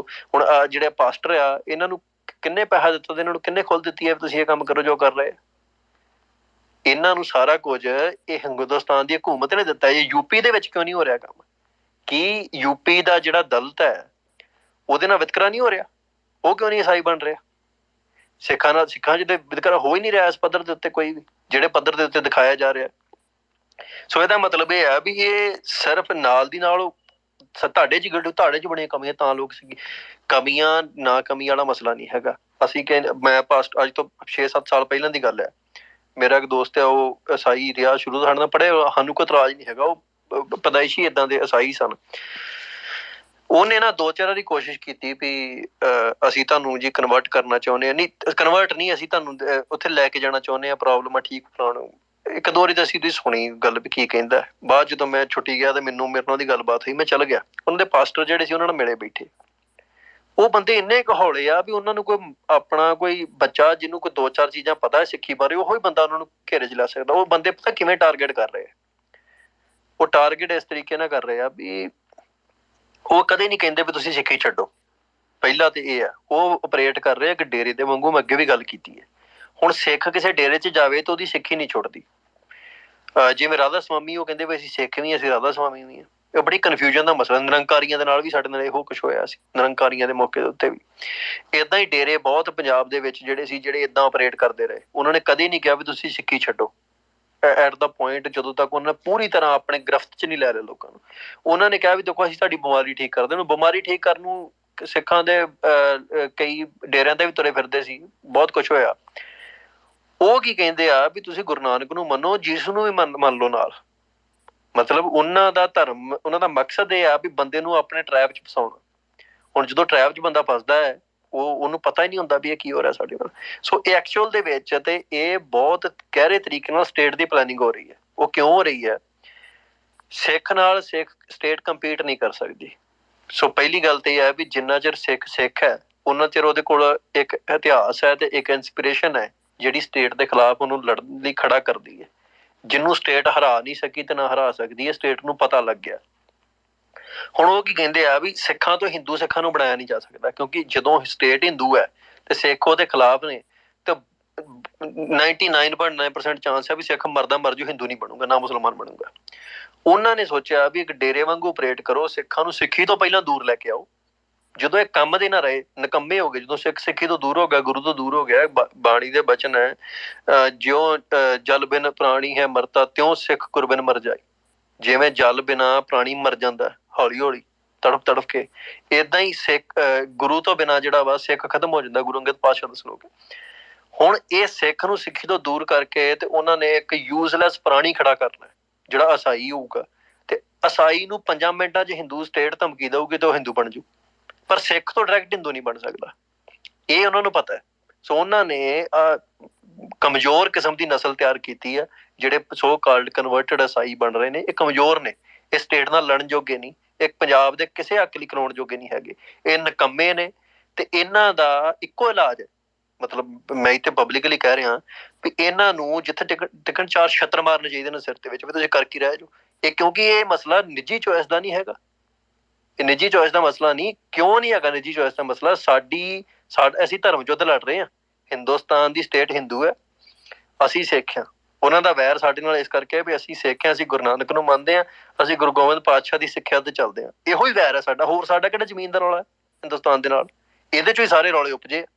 ਹੁਣ ਜੇ ਇਸ ਰੌਲੇ ਦੇ ਵਿੱਚ ਕੋਈ ਈਸਾਈ ਜੰਪ ਕਰਕੇ ਸਾਡੀ ਧਰਮ ਨੂੰ ਕਮਜ਼ੋਰ ਕਰਨਾ ਚਾਹੁੰਦਾ, ਸਾਡਾ ਦੁਸ਼ਮਣ ਹੈ। ਉਹਦੇ ਨਾਲ ਸਾਨੂੰ ਕੋਈ ਇਹ ਨਹੀਂ ਵੀ ਦੇਖੋ ਜੀ ਇਹਦੀ ਨਿੱਜੀ ਕਾਹਦੀ ਨਿੱਜੀ ਚੋਇਸ ਹੈ, ਬਹੁਤੀ ਨਿੱਜੀ ਚੋਇਸ ਹੈ। ਤੇ ਇੱਥੇ ਉਹਨਾਂ ਨੂੰ ਕਹੋ ਹਾਂ ਵੀ ਮਤਲਬ ਜਿਹੜਾ ਵਾ ਕਿਸੇ ਹਿੰਦੂ ਕਵੇ ਮੁਸਲਮਾਨ ਬਣਨਾ ਨਿੱਜੀ ਚੋਇਸ ਹੈ ਮੇਰੀ, ਜਾਂ ਕੋਈ ਬੰਦਾ ਸਵੇਰੇ ਉੱਠ ਕੇ ਪਾਕਿਸਤਾਨ ਜਾ ਕੇ ਵਸਣਾ, ਪਾਕਿਸਤਾਨ ਨਿੱਜੀ ਚੋਇਸਾਂ ਦੀ ਕੋਈ ਲਿਮਿਟ ਹੁੰਦੀ ਹੈ ਨਾ ਜਿਹੜੀ ਜਿਸ ਬੰਦੇ ਦੀ ਨਿੱਜੀ ਚੋਇਸ ਕਿਸੇ ਲਾਲਚ ਅਧੀਨ, ਕਿਸੇ ਡਰ ਅਧੀਨ, ਕਿਸੇ ਵੀ ਤਰੀਕੇ ਦੇ ਅਧੀਨ ਤੁਹਾਡੀ ਪਾਪੂਲੇਸ਼ਨ ਦੇ ਲਈ, ਤੁਹਾਡੇ ਡੈਮੋਗ੍ਰਾਫ ਦੇ ਲਈ, ਤੁਹਾਡੀ ਸਟੇਟ ਲਈ, ਤੁਹਾਡੇ ਰਾਜ ਲਈ, ਤੁਹਾਡੀ ਆਜ਼ਾਦੀ ਦੇ ਸੰਘਰਸ਼ ਲਈ ਖਤਰਾ ਬਣ ਰਹੀ ਹੈ, ਉਹਦੀ ਨਿੱਜੀ ਚੋਇਸ ਨਹੀਂ ਹੈਗੀ, ਉਹ ਸਟੇਟ ਦੀ ਪੋਲਿਸੀ ਹੈ। ਹੁਣ ਸਟੇਟ ਦੀ ਪੋਲਿਸੀ ਦੇ ਵਿਕਟਮ ਬਣ ਕੇ ਜਾਂ ਸਟੇਟ ਦੀ ਪੋਲਿਸੀ ਦਾ ਸ਼ਿਕਾਰ ਹੋ ਕੇ ਹਿੰਦੂ ਜੇ ਸਿੱਖਾਂ ਦਾ ਕਤਲੇਆਮ ਕਰਦੇ ਆ ਤੇ ਅਸੀਂ ਉਹਨਾਂ ਨੂੰ ਆਪਣਾ ਦੁਸ਼ਮਣ ਮੰਨਦੇ ਹਾਂ ਨਾ। ਅਸੀਂ ਇਹ ਤਾਂ ਨਹੀਂ ਕਹਿੰਦੇ ਵੀ ਹਿੰਦੂ ਨੂੰ ਭੜਕਾ ਕੇ ਸਿੱਖਾਂ ਨੂੰ ਮਰਵਾ ਦਿੱਤਾ ਗਿਆ। ਭੜਕੇ ਕਿਉਂ? ਕੋਈ ਭੜਕਾ ਕੇ। ਹੁਣ ਏਦਾਂ ਹੀ ਜੇ ਪੈਸੇ ਦੇ ਲਾਲਚ ਦੇ ਅਧੀਨ ਜਾਂ ਕਿਸੇ ਹੋਰ ਲਾਲਚ ਦੇ ਅਧੀਨ ਜਿਹੜਾ ਬਣਾ ਰਿਹਾ ਤੇ ਜਿਹੜਾ ਬਣ ਰਿਹਾ ਦੋਵੇਂ ਦੋਸ਼ੀ ਹੈ। ਜਿਹੜਾ ਬਣਾ ਰਿਹਾ ਸਿੱਖ ਨੂੰ ਕਨਵਰਟ ਕਰਕੇ ਈਸਾਈ, ਉਹ ਵੀ ਦੋਸ਼ੀ ਹੈ। ਜਿਹੜਾ ਬਣ ਰਿਹਾ ਉਹ ਵੀ ਦੋਸ਼ੀ, ਸਜ਼ਾ ਦੇ ਹੱਕਦਾਰ ਨੇ। ਜੇ ਇਹ ਤੁਸੀਂ ਪਾਕਿਸਤਾਨ ਦੇ ਵਿੱਚ ਇਸਲਾਮ ਛੱਡ ਕੇ ਤੇ ਜਾਓ, ਜੀ ਮੌਤ ਦੀ ਸਜ਼ਾ ਹੈ। 50-55 ਮੁਸਲਿਮ ਕੰਟਰੀਆਂ ਨੇ, ਉੱਥੇ ਇੱਕ ਵੀ ਮੁਸਲਮਾਨ ਛੱਡ ਕੇ ਹਿੰਦੂ ਜਾਂ ਕੋਈ ਹੋਰ ਧਰਮ 'ਚ ਨਹੀਂ ਜਾ ਸਕਦਾ। ਇਹ ਵੀ ਨਹੀਂ ਕਹਿ ਸਕਦਾ ਵੀ ਮੁਸਲਮਾਨ ਨਹੀਂ ਹੈਗਾ। ਐਥਿਸਟ ਅੱਜ ਤੋਂ ਬਾਅਦ 'ਚ ਮੌਤ ਦੀ ਸਜ਼ਾ ਇਸ ਗੱਲ ਦੇ ਉੱਤੇ। ਕਿਉਂ ਉਹਨਾਂ ਦੀ ਪਾਪੂਲੇਸ਼ਨ ਸਸਟੇਨ ਹੋ ਰਹੀ ਹੈ? ਇਸੇ ਤਰੀਕੇ ਨਾਲ ਹੋ ਰਹੀ ਹੈ। ਸੋ ਇਹ ਜਿਹੜੀ ਅਣਗਹਿਲੀ ਸਾਡੇ ਲੋਕ ਕਰ ਰਹੇ ਨੇ ਵੀ ਦੇਖੋ ਜੀ ਇਹਦੇ ਅਗਲੇ ਦੀ ਮਰਜ਼ੀ, ਅਗਲੇ ਦੀ ਕਾਹਦੀ ਮਰਜ਼ੀ ਹੈ? ਅਗਲੇ ਦੀ ਮਰਜ਼ੀ ਇਹ ਹੈ ਵੀ ਉਹਨੂੰ ਬਿਮਾਰੀ ਤੇ ਹੁਣ ਦੁਨੀਆ ਦੇ ਨਾਲ ਇਹ ਮੰਨਦੀ ਹੈ ਨਾ, ਜਿਹੜੇ ਆ ਮਿਸ਼ਨਰੀ ਪ੍ਰਚਾਰਕ ਆ ਜਿਨ੍ਹਾਂ ਨੇ ਸਾਰਾ ਜ਼ੋਰ ਲਾ ਛੱਡਿਆ ਸਿੱਖਾਂ ਨੂੰ ਭੰਡਣ ਲਈ ਪਿਛਲੇ 25-30 ਸਾਲ, ਜਿਨ੍ਹਾਂ ਦੀ ਕਰਤੂਤ ਦਾ ਕਰਕੇ ਅੱਜ ਇਹ ਸਭ ਕੁਝ ਹੋ ਰਿਹਾ ਪੰਜਾਬ ਦੇ ਵਿੱਚ। ਇਹਨਾਂ ਨੂੰ ਉਦਾਂ ਦੇ ਬੜੇ ਤਰਕ ਆਉਂਦੇ ਸੀ, ਹੁਣ ਇਹਨਾਂ ਨੇ ਕਦੀ ਈਸਾਈਆਂ ਪਾਸਟਰਾਂ ਨੇ ਜਾ ਕੇ ਤਰਕ ਕੀਤਾ ਜਾਂ ਇਹਨਾਂ ਦਾ ਕੰਮ ਖਤਮ ਹੋ ਗਿਆ ਜਿਹੜਾ ਇਹ ਕਰਨ ਆਏ ਸੀ?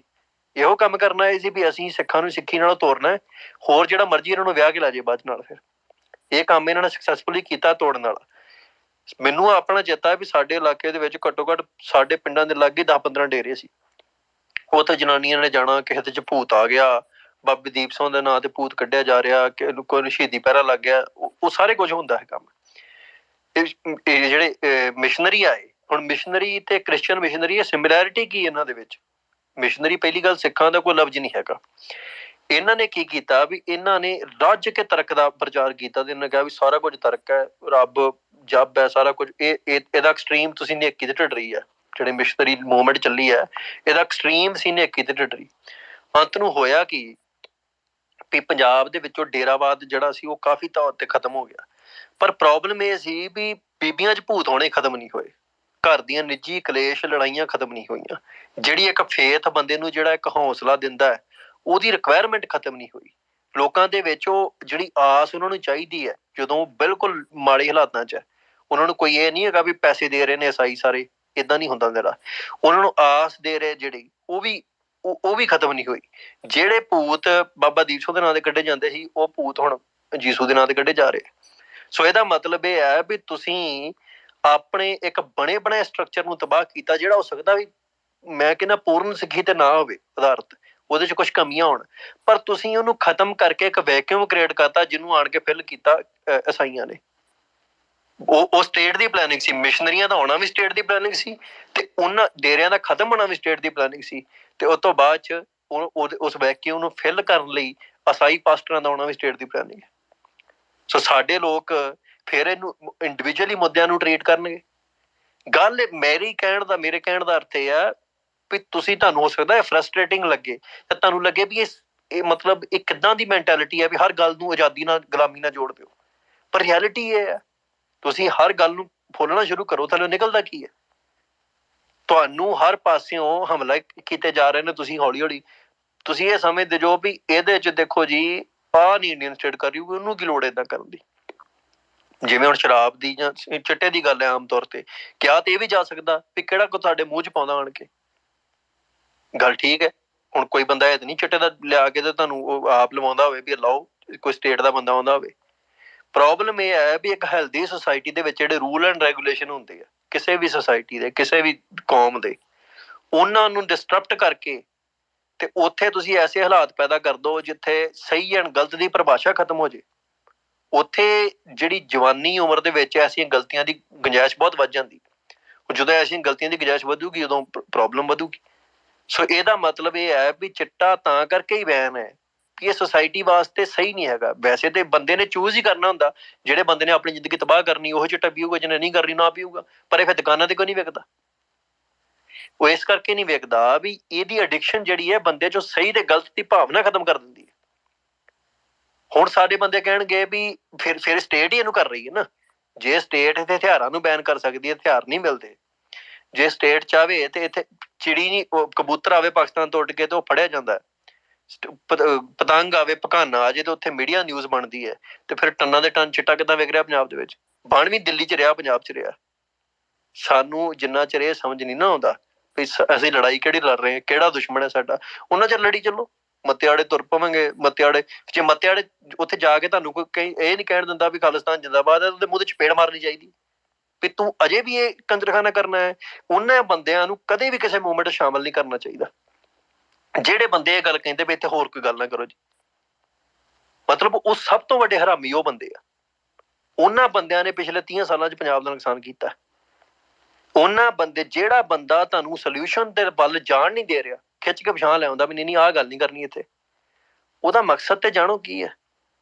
ਉਹ ਬੰਦੇ ਕੀ ਜਿਵੇਂ ਮਿਸ਼ਨਰੀ ਪਲੈਨਿੰਗ ਨਾਲ ਆਏ, ਜਿਵੇਂ ਈਸਾਈ ਪਲੈਨਿੰਗ ਨਾਲ ਆਏ, ਇਹ ਜਿਹੜੇ ਬੰਦੇ ਆ, ਜਿਹੜੀ ਇਹ ਗੈਂਗ ਹੈ ਵੀ ਇੱਥੇ ਉਹ ਗੱਲ ਨਾ ਕਰੋ ਜੀ, ਇੱਥੇ ਸਿਰਫ ਮੱਤੇਆੜ ਦੀ ਗੱਲ ਕਰੋ, ਇੱਥੇ ਸਿਰਫ ਕਿਸਾਨੀ ਬਿੱਲਾਂ ਦੀ ਗੱਲ ਕਰੋ। ਕੀ ਇਹ ਗੈਂਗ ਸਟੇਟ ਦੀ ਪਲੈਨਿੰਗ ਨਾਲ ਨਹੀਂ ਆਈ? ਸਟੇਟ ਨਹੀਂ ਚਾਹੁੰਦੀ ਵੀ ਅਸੀਂ 1000 ਮੁਹਾਰਾਂ ਤੇ ਲੜਦੇ ਰਹੀਏ ਤੇ ਐਗਜ਼ੌਸਟ ਹੋ ਜਾਈਏ, ਥੱਕ ਹਾਰ ਕੇ ਖਤਮ ਹੋ ਜਾਈਏ, ਜਾਂ ਫਿਰ ਅਸੀਂ ਇੱਕ ਲੜਾਈ ਲੜੀਏ ਜਿਹੜੀ ਸਾਡੀ ਲੜਨ ਵਾਲੀ ਹੈ, ਜਿਹੜੀ ਲੜਾਈ ਪ੍ਰੂਵਨ ਤੌਰ ਤੇ ਪ੍ਰੂਵ ਹੋ ਚੁੱਕੀ ਹੈ ਦੁਨੀਆ ਦੇ ਵਿੱਚ ਵੀ ਜਦੋਂ ਕੌਮਾਂ ਦੇ ਇਹੋ ਜਿਹੇ ਕ੍ਰਾਈਸਿਸ ਹੁੰਦੇ ਨੇ, ਐਨਵਾਇਰਮੈਂਟਲ ਕ੍ਰਾਈਸਿਸ ਆ, ਜੈਨੋਸਾਈਡਲ ਕ੍ਰਾਈਸਿਸ ਆ, ਕਿਸੇ ਵੀ ਕਿਸਮ ਦੇ, ਉਹ ਆਜ਼ਾਦੀ ਨਾਲ ਹੀ ਖਤਮ ਹੁੰਦੇ ਆ। ਉਹ ਲੜਾਈ ਜਿਹੜੀ ਲੜਨ ਤੋਂ ਸਾਨੂੰ ਰੋਕਣ ਵਾਲਾ ਬੰਦਾ ਸਾਡਾ ਦੋਸਤ ਕਿਵੇਂ ਹੈ, ਦੁਸ਼ਮਣ ਕਿਉਂ ਨਹੀਂ ਗਾ? ਨੋ ਡੇ ਵੀ ਸਾਨੂੰ ਦੇਖੋ ਜੀ, ਅੱਜ ਕੱਲ੍ਹ ਕਮਿਸ਼ਨਰੀ ਪੋਸਟ ਪਾ ਰਿਹਾ, ਹੈਰਾਨੀ ਹੈ। ਮੈਂ ਖਾਲਿਸਤਾਨ ਦਾ ਵਿਰੋਧੀ ਨਹੀਂ ਕਹਿੰਦਾ, ਹੋ ਸਕਦਾ ਹੈ ਤੇ ਮਹਾਰਾਜ ਨੇ ਬਚੇ ਨੇ ਖਾਲਿਸਤਾਨ, ਪਰ ਮੈਨੂੰ ਦੱਸੋ ਵੀ ਨਕਸ਼ਾ ਕੀ ਹੋਊਗਾ? ਵੀ ਤੈਨੂੰ ਨਕਸ਼ਾ ਦੱਸੀ ਹੋਣਾ ਸੀ ਖਾਲਿਸਤਾਨ ਦਾ? ਮਤਲਬ ਇਹ ਸਵਾਲ ਇਹ ਆ ਵੀ ਮੈਂ ਕਹਿੰਦਾ ਉਸ ਮਿਸ਼ਨਰੀ ਨੂੰ ਮੈਨੂੰ ਦੇ ਦਿਓ, ਮੈਂ ਇਹਨੂੰ ਅੰਦਰ ਤਾੜ ਦਿੰਦਾ ਪਿੰਜਰੇ ਦੇ ਵਿੱਚ, ਤੇ ਮੈਂ ਉਹਨੂੰ ਕਹੂੰਗਾ ਬਾਹਰ ਨੂੰ ਉਦੋਂ ਕੱਢਾਂਗਾ ਜਦੋਂ ਤੂੰ ਅਗਲੇ 10 ਸਾਲ ਦਾ ਆਪਣਾ ਕੀ ਕੁਛ ਕਰਨਾ ਮੈਨੂੰ ਦੱਸੇਗਾ, ਤੇ ਫਿਰ ਤੂੰ ਰਾਈਟ ਰੱਖਦਾ ਬਾਹਰ ਨਿਕਲਦਾ, ਅਦਰਵਾਈਜ਼ ਤੂੰ ਇੱਥੇ ਗੁਲਾਮ ਹੀ ਰਹੇਗਾ।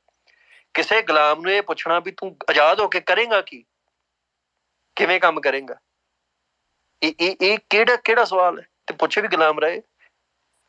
ਸੋ ਅਜੇ ਜਿਹੜੇ ਇਹ ਗੱਲ ਤੇ ਆਏ ਆ ਨਾ ਵੀ ਅਸੀਂ ਖਾਲਿਸਤਾਨ ਨਾਲ ਸਹਿਮਤ ਹੈ, ਪਰ ਸਾਨੂੰ ਆਹ ਦੱਸੋ, ਇਹ ਵੀ ਸਾਡੇ ਦੁਸ਼ਮਣ ਹੈ। ਜਿਹੜੇ ਇਸ ਗੱਲ ਤੇ ਆਏ ਨਾ ਵੀ ਇੱਥੇ ਗੱਲ ਨਾ ਕਰੋ ਤੇ ਪੱਕੇ ਦੁਸ਼ਮਣ ਆ। ਸਾਨੂੰ ਇਹਨਾਂ ਨੂੰ ਦੁਸ਼ਮਣਾਂ ਦੀ ਤਰ੍ਹਾਂ ਟਰੀਟ ਕਰਨਾ ਪੈਣਾ ਹੈ। ਕੋਈ ਸਿੰਪਥੀ ਨਹੀਂ, ਕੋਈ ਭਾਈਚਾਰਾ ਨਹੀਂ, ਕੋਈ ਏਕਤਾ ਨਹੀਂ। ਕਾਹਦੀ ਏਕਤਾ? ਜੇ ਤੁਹਾਡੇ ਕੋਲ ਸਮਾਂ ਹੀ ਥੋੜਾ ਰਹਿ ਗਿਆ, ਤੁਸੀਂ ਮਰ ਖਾ ਵੀ ਗਏ, ਤੁਸੀਂ ਮਤਲਬ ਸਰਵਾਈਵ ਵੀ ਨਾ ਕਰ ਸਕੇ, ਕਿੰਨਾ ਏਕਤਾ ਕਰਨੀ ਹੈ? ਤੁਸੀਂ ਅਸਲ ਦੇ ਵਿੱਚ ਜੇ ਕਿਸੇ ਬੰਦੇ ਨੂੰ ਇਹ ਪਰਵਾਹ ਨਹੀਂ ਹੈਗੀ ਵੀ ਉਹ ਪੰਜਾਬ ਦੇ ਕਈ ਹੁਣ ਜਿਹੜੇ ਕਿਸਾਨੀ ਬਿੱਲਾਂ ਦੀ ਬਾਹਰੋਂ ਸਾਰਾ ਡਾਇਸਪੋਰਾ ਕਹਿੰਦਾ ਸੀ ਵੀ ਅਸੀਂ ਜੀ ਇੱਥੇ ਪੈਸੇ ਪਰ ਕੱਲੇ ਆ, ਅਸੀਂ ਸੜਕਾਂ ਤੇ ਪ੍ਰੋਟੈਸਟ ਕੀਤਾ, ਉਹ ਇੱਕ ਸਿੰਪਟਮ ਸੀ ਸਾਡੀ ਪ੍ਰੋਬਲਮ ਦਾ। ਅਸੀਂ ਪ੍ਰੋਬਲਮ ਤੁਹਾਡੇ ਗੜੇ ਰੱਖ ਰਹੇ ਹਾਂ, ਟੋਟਲ ਪ੍ਰੋਬਲਮ ਗੁਲਾਮੀ। ਉਦੋਂ ਤੁਸੀਂ ਚੁੱਪ ਕਰ ਜਾਂਦੇ ਸਾਰੇ ਜਣੇ, ਨਹੀਂ ਜੀ ਸਾਨੂੰ ਇਹ ਭੜਕਾਊ ਲੋਕ ਨੇ, ਇਹਨਾਂ ਦੇ ਪਿੱਛੇ ਨਾ ਲੱਗੋ। ਲੱਗ ਜਾਓ, ਕਿਹਨਾਂ ਦੇ ਪਿੱਛੇ ਲੱਗਣਾ? ਇੱਕ ਪਾਸੇ ਤੁਹਾਨੂੰ ਇੱਕ ਧਿਰ ਕਹਿ ਰਹੀ ਹੈ ਵੀ ਇਹ ਲੜਾਈ ਹੈ, ਲੜਨੀ ਪੈਣੀ ਹੈ। ਤੁਸੀਂ ਸੁਣਿਆ ਵੀ ਕਦੀ ਗੁਰੂ ਸਾਹਿਬ ਨੇ ਜੰਗ ਤੋਂ ਟਾਲਾ ਵੱਢਣ ਲਈ ਕਿਹਾ ਵੀ ਨਹੀਂ? ਜੰਗ ਬੜੀ ਗਲਤ। ਜਦੋਂ ਜੰਗ ਸਿਰ ਤੇ ਆਣ ਪਈ ਹੈ ਉਦੋਂ ਕੀ ਕਿਹਾ ਜਾ ਸਕਦਾ? ਉੱਥੇ ਤੁਸੀਂ ਕੀ ਕਰ ਸਕਦੇ? ਤੁਸੀਂ ਇਹ ਕਹਿ ਸਕਦੇ ਵੀ ਨਹੀਂ ਕੋਈ ਰੌਲਾ ਨਹੀਂ, ਸਾਰਾ ਕੁਛ ਠੀਕ ਹੈ। ਜਿਹੜੀ ਧਿਰ ਤੁਹਾਨੂੰ ਇਹ ਕਹੂਗੀ ਵੀ ਸਾਰਾ ਕੁਝ ਠੀਕ ਹੈ ਜੰਗ ਦੇ ਵਿੱਚ, ਉਹ ਤੁਹਾਡੀ ਦੁਸ਼ਮਣ ਹੈ ਕਿ ਦੋਸਤ ਹੈ?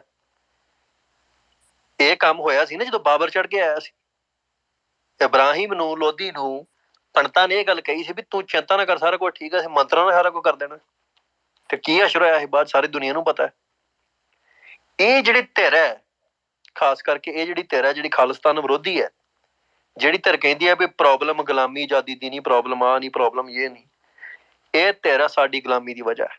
ਸਾਡਾ ਐਕਸਟਰੀਮ ਦੁਸ਼ਮਣ ਸਾਨੂੰ ਪਤਾ RSS ਹੈ। ਸਾਨੂੰ ਇਹ ਵੀ ਪਤਾ ਵੀ ਜਿਹੜਾ ਇੱਕ ਆਮ ਹਿੰਦੂ ਵੀ ਹੈ ਉਹ ਵੀ ਸਾਡੇ ਨਾਲ ਖਾ ਰੱਖਦਾ ਹੈ। ਸਾਨੂੰ ਸਾਰਾ ਕੁਝ ਪਤਾ ਹੈ। ਸਾਡੀ ਪ੍ਰੋਬਲਮ ਬਣ ਰਹੀ ਹੈ ਵੀ ਜਦੋਂ ਅਸੀਂ ਕਿਸੇ ਸੰਘਰਸ਼ ਵੱਲ ਵੱਧਦੇ ਹਾਂ, ਇੱਕ ਸੈਕੂਲਰ ਧਿਰ ਵਿੱਚ ਆਣ ਕੇ ਬਹਿ ਜਾਂਦੀ ਹੈ। ਉਸ ਧਿਰ ਦੀ ਹਰਾਮਜ਼ਦਗੀ ਇਹ ਹੈ ਵੀ ਉਹ ਆਣ ਕੇ ਉਹ ਗੱਲ ਕਰਦੀ ਹੈ ਵੀ ਇੱਥੇ ਸਪੈਸੀਫਿਕ ਗੱਲ ਕੀਤੀ ਜਾਵੇ। ਹੁਣ ਸਪੈਸੀਫਿਕ ਗੱਲ ਤਾਂ ਆ ਵੀ ਇੱਕ ਪ੍ਰੋਬਲਮ, ਬਿਮਾਰੀ ਹੈ ਬੰਦੇ ਨੂੰ, ਉਹਦੇ ਸਰੀਰ ਤੇ ਨਾ ਜ਼ਖਮ ਹੋ ਜਾਂਦੇ ਰੋਜ਼। ਹੁਣ ਉਹ ਹਸਪਤਾਲ ਜਾਂਦਾ, ਹਸਪਤਾਲ ਜਾ ਕੇ ਉਹ ਕਹਿੰਦਾ ਵੀ ਮੈਨੂੰ ਦਵਾਈ ਦਿਓ, ਜ਼ਖਮ ਠੀਕ ਕਰਦੇ ਆ, ਫਿਰ ਦੂਜਾ ਹੋ ਜਾਂਦਾ, ਤੀਜਾ ਹੋ ਜਾਂਦਾ।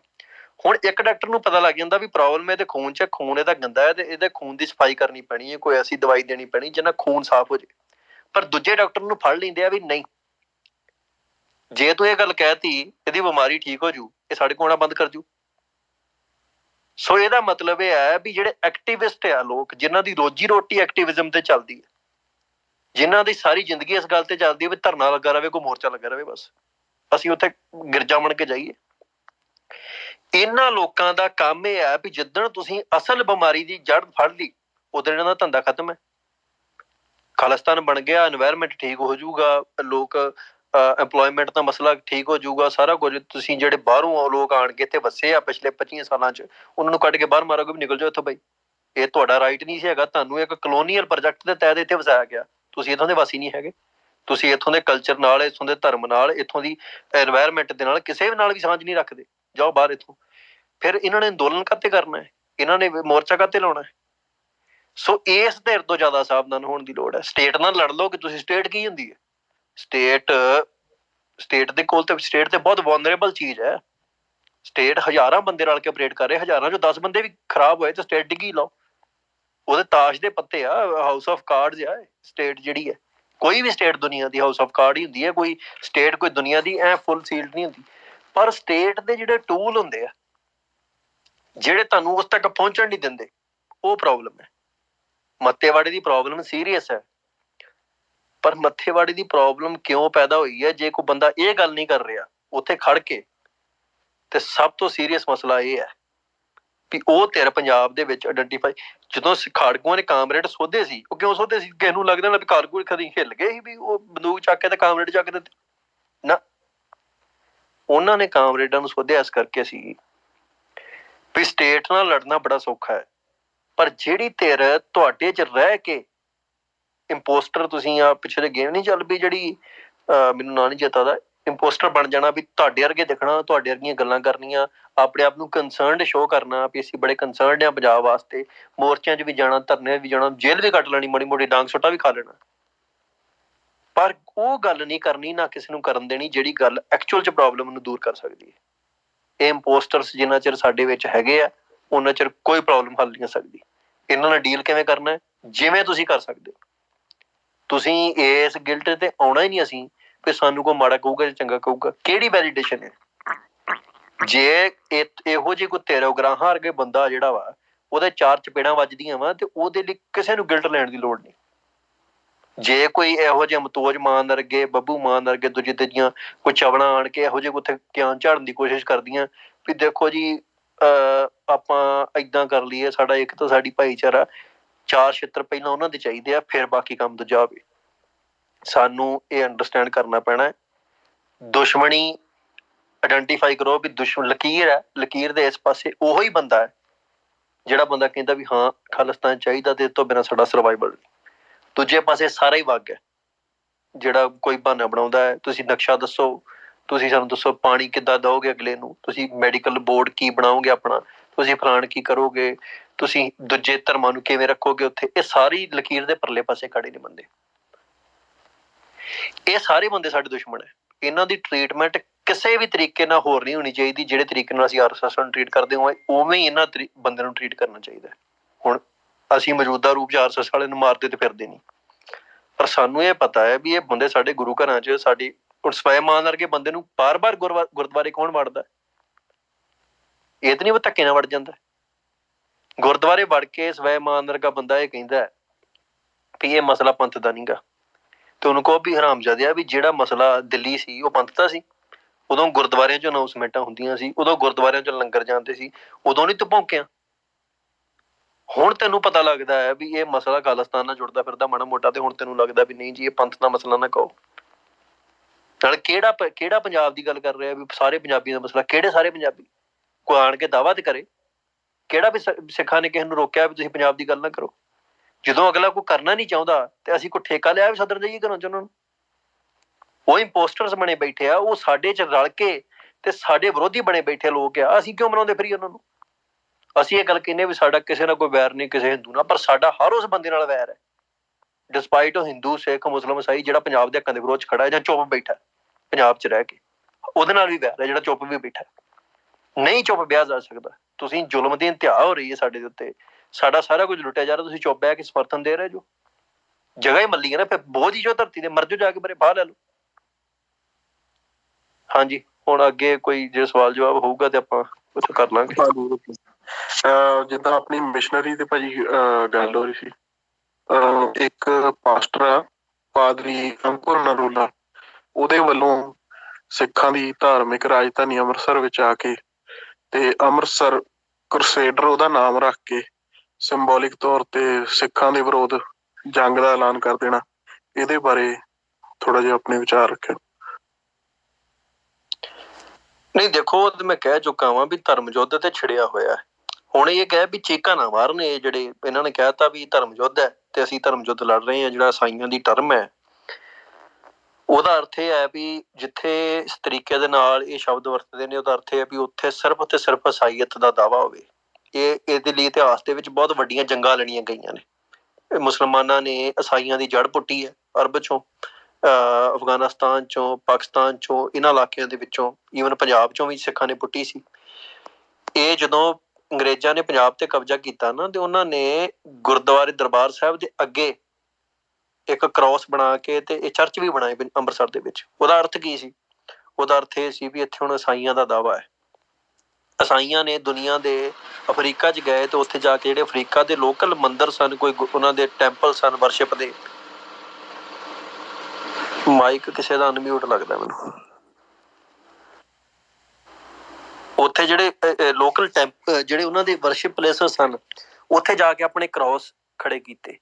ਐਸੀਆਂ ਕਈ ਥਾਵਾਂ ਨੇ ਇਤਿਹਾਸ ਦੇ ਵਿੱਚ, ਗ੍ਰੀਕ ਦੇ ਵਿੱਚ, ਜਿੱਥੇ ਕਦੇ ਤੇ ਮੁਸਲਮਾਨਾਂ ਨੇ ਆਪਣੀ ਮਸੀਤ ਬਣਾ ਦਿੱਤੀ, ਕਦੇ ਈਸਾਈਆਂ ਨੇ ਆਪਣਾ ਉੱਥੇ ਚਰਚ ਬਣਾ ਦਿੱਤਾ। ਮਤਲਬ ਇਹ ਜੰਗ ਲੱਗਦੀ ਰਹੀ ਉਹਨਾਂ ਜਗ੍ਹਾਵਾਂ ਨੂੰ ਲੈ ਕੇ। ਹੁਣ ਕਿਸੇ ਵੀ ਧਰਮ ਨੂੰ ਖਤਮ ਕਰਨ ਲਈ ਉਹਦੇ ਕੇਂਦਰੀ ਸਥਾਨ ਦੇ ਉੱਤੇ ਦਾਅਵਾ ਠੋਕ ਦੇਣਾ, ਇੱਕ ਜਿਵੇਂ ਹਿੰਦੂਆਂ ਨੇ ਕਿਹਾ ਵੀ ਇਹ ਵਿਸ਼ਨੂੰ ਮੰਦਿਰ ਹੈ, ਪਿੱਛੇ ਜੇ ਹਿੰਦੂਆਂ ਨੇ ਰੌਲਾ ਸ਼ੁਰੂ ਕੀਤਾ। ਹਿੰਦੂਆਂ ਨੇ ਜਿਵੇਂ ਹੁਣ ਕੀਤਾ, ਜਿਵੇਂ ਮੁਸਲਮਾਨ ਆਏ, ਮੁਸਲਮਾਨਾਂ ਨੇ ਮੰਦਿਰ ਢਾਹ ਕੇ ਮਸਜਿਦਾਂ ਬਣਾ ਕੇ ਆਪਣਾ ਦਾਅਵਾ ਠੋਕ ਦਿੱਤਾ। ਜਦੋਂ ਹਿੰਦੂਆਂ ਦਾ ਰਾਜ ਆਇਆ, ਉਹਨਾਂ ਨੇ ਮਸਜਿਦਾਂ ਢਾਈਆਂ, ਮੰਦਿਰ ਬਣਾ ਤੇ ਆਪਣਾ ਦਾਅਵਾ ਠੋਕ ਦਿੱਤਾ। ਏਦਾਂ ਹੀ ਈਸਾਈਆਂ ਨੇ ਇੱਕ ਜੁਰਤ ਕੀਤੀ ਹੈ ਵੀ ਅੰਮ੍ਰਿਤਸਰ ਨੂੰ ਆਪਣਾ ਕਹਿਣ ਦੀ। ਹੁਣ ਅੰਮ੍ਰਿਤਸਰ ਦੇ ਮਾਮੇ ਤੇ ਲੱਗਦੇ ਨਹੀਂ ਉਹ। ਅੰਮ੍ਰਿਤਸਰ ਜਿਹੜਾ ਸ਼ਹਿਰ ਹੈ ਅੰਮ੍ਰਿਤਸਰ ਸਾਹਿਬ, ਉਹਨੂੰ ਵਸਾਉਣ ਵਾਲੇ ਗੁਰੂ ਸਾਹਿਬ ਨੇ। ਗੁਰੂ ਸਾਹਿਬ ਨੇ ਆਪ ਜ਼ਮੀਨ ਖਰੀਦੀ, ਆਪ ਉਹ ਸ਼ਹਿਰ ਵਸਾਇਆ। ਹੁਣ ਕਿਸੇ ਬੰਦੇ ਦਾ ਇਹ ਕਹਿਣਾ ਵੀ ਇੱਥੇ ਅਸੀਂ ਧਰਮ ਯੁੱਧ ਲੜ ਰਹੇ ਹਾਂ, ਤੇ ਫਿਰ ਉਹ ਤਿਆਰੀ ਰੱਖਣ, ਕਿਉਂਕਿ ਸਿੱਖਾਂ ਦਾ ਜਿਹੜਾ ਧਰਮ ਯੁੱਧ ਹੈ ਉਹਦੇ ਵਿੱਚ ਕਾਨੂੰਨ ਕਾਇਦੇ ਹੋ ਰਿਹਾ। ਇਹ ਜੇ ਪਾਸਟਰਾਂ ਨੂੰ ਐਂ ਲੱਗਦਾ ਵੀ ਇਹੋ ਜਿਹੇ ਸ਼ਬਦ ਵਰਤ ਕੇ, ਇਹੋ ਜਿਹੀ ਟਰਮਨੋਲੋਜੀ ਵਰਤ ਕੇ ਤੇ ਸਿੱਖਾਂ ਨੂੰ ਉਹ ਕਹਿਣਗੇ ਵੀ ਸਿੱਖ ਵੇਖੋ ਜੀ ਅਸੀਂ ਆਹ ਕਰ ਰਹੇ ਹਾਂ, ਤੇ ਜਦੋਂ ਫਿਰ ਛੱਤਰ ਪਏ ਉਹਦੇ ਨਾਲ ਫਿਰ ਚੀਕਾਂ ਨਾ ਮਾਰਨ ਵੀ ਹਿਊਮਨ ਰਾਈਟ ਇਸ਼ੂ ਆ, ਫਲਾਣਾ ਇਸ਼ੂ ਆ। ਕਿਉਂਕਿ ਇਹ ਦਾਅਵਾ ਹਿਸਟੋਰੀਕਲੀ ਸਾਡੀ ਨਸਲਕੁਸ਼ੀ ਦਾ ਪਾਰਟ ਹੈ। ਸੋ ਸਾਨੂੰ ਇਹ ਪਰਵਾਹ ਕਰਨ ਦੀ ਲੋੜ ਨਹੀਂ। ਇਹਨਾਂ ਨੂੰ ਕਹੋ ਵੀ ਹੁਣ ਤੁਸੀਂ ਤਿਆਰੀ ਖਿੱਚੋ ਵੀ ਜੇ ਤੁਸੀਂ ਧਰਮ ਯੁੱਧ ਅਸੀਂ ਨਹੀਂ ਛੇੜਿਆ, ਤੁਸੀਂ ਛੇੜਿਆ, ਅਸੀਂ ਤਾਂ ਲੜ ਰਹੇ ਸੀ ਇੰਡੀਅਨ ਸਟੇਟ ਦੇ ਖਿਲਾਫ। ਹੁਣ ਜੇ ਤੁਸੀਂ ਕੋਈ ਮਤਲਬ ਸਾਨੂੰ ਸਾਕ ਕਰਨਾ ਚਾਹੁੰਦੇ ਜੇ ਵਿੱਚ ਆਣ ਕੇ, ਤੇ ਕਰੋ, ਕੋਈ ਸਾਡੇ ਵੱਲੋਂ ਕੋਈ ਢਿੱਲ ਨਹੀਂ। ਅਸੀਂ ਬਿਲਕੁਲ ਤਿਆਰ ਹਾਂ ਵੀ ਅਸੀਂ ਜਿਹੜਾ ਮੌਤ ਦਾ ਸਿਰਾ ਉੱਧਰ ਬੰਨਿਆ ਤੁਹਾਡੇ ਵੱਲ ਵੀ ਬੰਨ ਲਾਂਗੇ, ਪਰ ਇਹ ਤਿਆਰੀ ਕਰਕੇ ਆਇਓ। ਕਿਉਂਕਿ ਤੁਹਾਨੂੰ ਇਸ ਗੱਲ ਦਾ ਵੀ ਪਤਾ ਹੈ ਵੀ ਜਿਹੜਾ ਸਿੱਖਾਂ ਦੇ ਨਾਲ ਇਹ ਇਸ ਪੱਧਰ ਦੇ ਉੱਤੇ ਆਣ ਕੇ ਉਲਝਣਾ, ਅੰਮ੍ਰਿਤਸਰ ਤੇ ਦਾਅਵੇ ਕਰਨੇ ਦਰਬਾਰ ਸਾਹਿਬ ਦੇ ਉੱਤੇ, ਇਹਦਾ ਨਤੀਜਾ ਕੀ ਨਿਕਲ ਸਕਦਾ। ਹਕੂਮਤਾਂ ਨੂੰ ਵੀ ਇਹ ਗੱਲ ਸੋਚਣੀ ਚਾਹੀਦੀ ਹੈ ਵੀ ਇਹਨਾਂ ਦੇ ਬੈਠਿਆਂ ਉੱਦਾਂ ਕਹਿੰਦੇ ਸੈਕੂਲਰ ਕੰਟਰੀ ਆ, ਫਲਾਣਾ ਢੀਂਗ ਹੈ, ਜੇ ਵੋ ਹੈ। ਇਹਨਾਂ ਨੂੰ ਨਹੀਂ ਪਤਾ ਵੀ ਸਿੱਖਾਂ ਨੇ ਤੇ ਕਦੀ ਜਾ ਕੇ ਦਾਅਵਾ ਨਹੀਂ ਕੀਤਾ ਕੈਥੋਲਿਕ ਰੋਮਨ ਚਰਚ ਰੋਮ ਦੇ ਵਿੱਚ ਵੀ ਇਹ ਸਾਡੀ ਜਗ੍ਹਾ। ਹਾਲਾਂਕਿ ਖਬਰਾਂ ਆਉਂਦੀਆਂ ਗੁਰੂ ਸਾਹਿਬ ਉੱਥੇ ਗਏ ਸੀ। ਕਦੀ ਸਿੱਖਾਂ ਨੇ ਕਿਹਾ ਵੀ ਰੋਮਨ ਜਿਹੜਾ ਚਰਚ ਹੈ ਉੱਥੇ ਜਾ ਕੇ ਸਿੱਖਾਂ ਨੇ ਆਪਣਾ ਵੱਡਾ ਕਨਵੈਨਸ਼ਨ ਕੀਤਾ। ਹੁਣ ਕਹਿਣਗੇ ਈਸਾਈ ਮੁਲਕਾਂ 'ਚ ਸਿੱਖ ਵਸਦੇ, ਈਸਾਈ ਮੁਲਕਾਂ 'ਚ ਸਿੱਖ ਵਸਦੇ, ਉੱਥੇ ਈਸਾਈ ਮੁਲਕ ਨਹੀਂ ਹੈਗੇ ਉਹ। ਉੱਥੇ ਕੰਟਰੀ ਜਿਹੜੀ ਹੁਣ ਇਹਦਾ ਤੇ ਇੱਕ ਲੌਜਿਕ ਹੀ ਬੜਾ ਅਬਸਰਡ ਹੈ ਵੀ ਜਿਹੜਾ ਅਮਰੀਕਾ ਵਾ ਉਹ ਇੰਗਲੈਂਡ ਤੋਂ ਆਜ਼ਾਦ ਹੁੰਦਾ ਹੈ। ਇੰਗਲੈਂਡ ਕ੍ਰਿਸਚਨ ਕੰਟਰੀ ਹੈ, ਅਮਰੀਕਾ ਵੀ ਜਿਹੜੀ ਮੈਜੋਰਿਟੀ ਕ੍ਰਿਸਚਨ ਕੰਟਰੀ ਬਣਦਾ। ਹੁਣ ਇਹਦਾ ਮਤਲਬ ਇਹ ਆ ਵੀ ਈਸਾਈਆਂ ਨਾਲ ਲੜ ਪਏ, ਇੱਦਾਂ ਤਾਂ ਨਹੀਂ ਹੁੰਦਾ। ਇਹਦਾ ਅਰਥ ਇਹ ਆ ਵੀ ਜਿਹੜੀ ਕੰਟਰੀ ਮਾਡਰਨ ਏਜ 'ਚ ਬਣੀਆਂ ਨੇ ਉਹ ਰਿਲੀਜੀਅਸ ਸਿਧਾਂਤ ਦੇ ਉੱਤੇ ਨਹੀਂ ਸੀ ਬਣੀਆਂ। ਹਾਂਜੀ ਬੋਲੋ ਜੀ।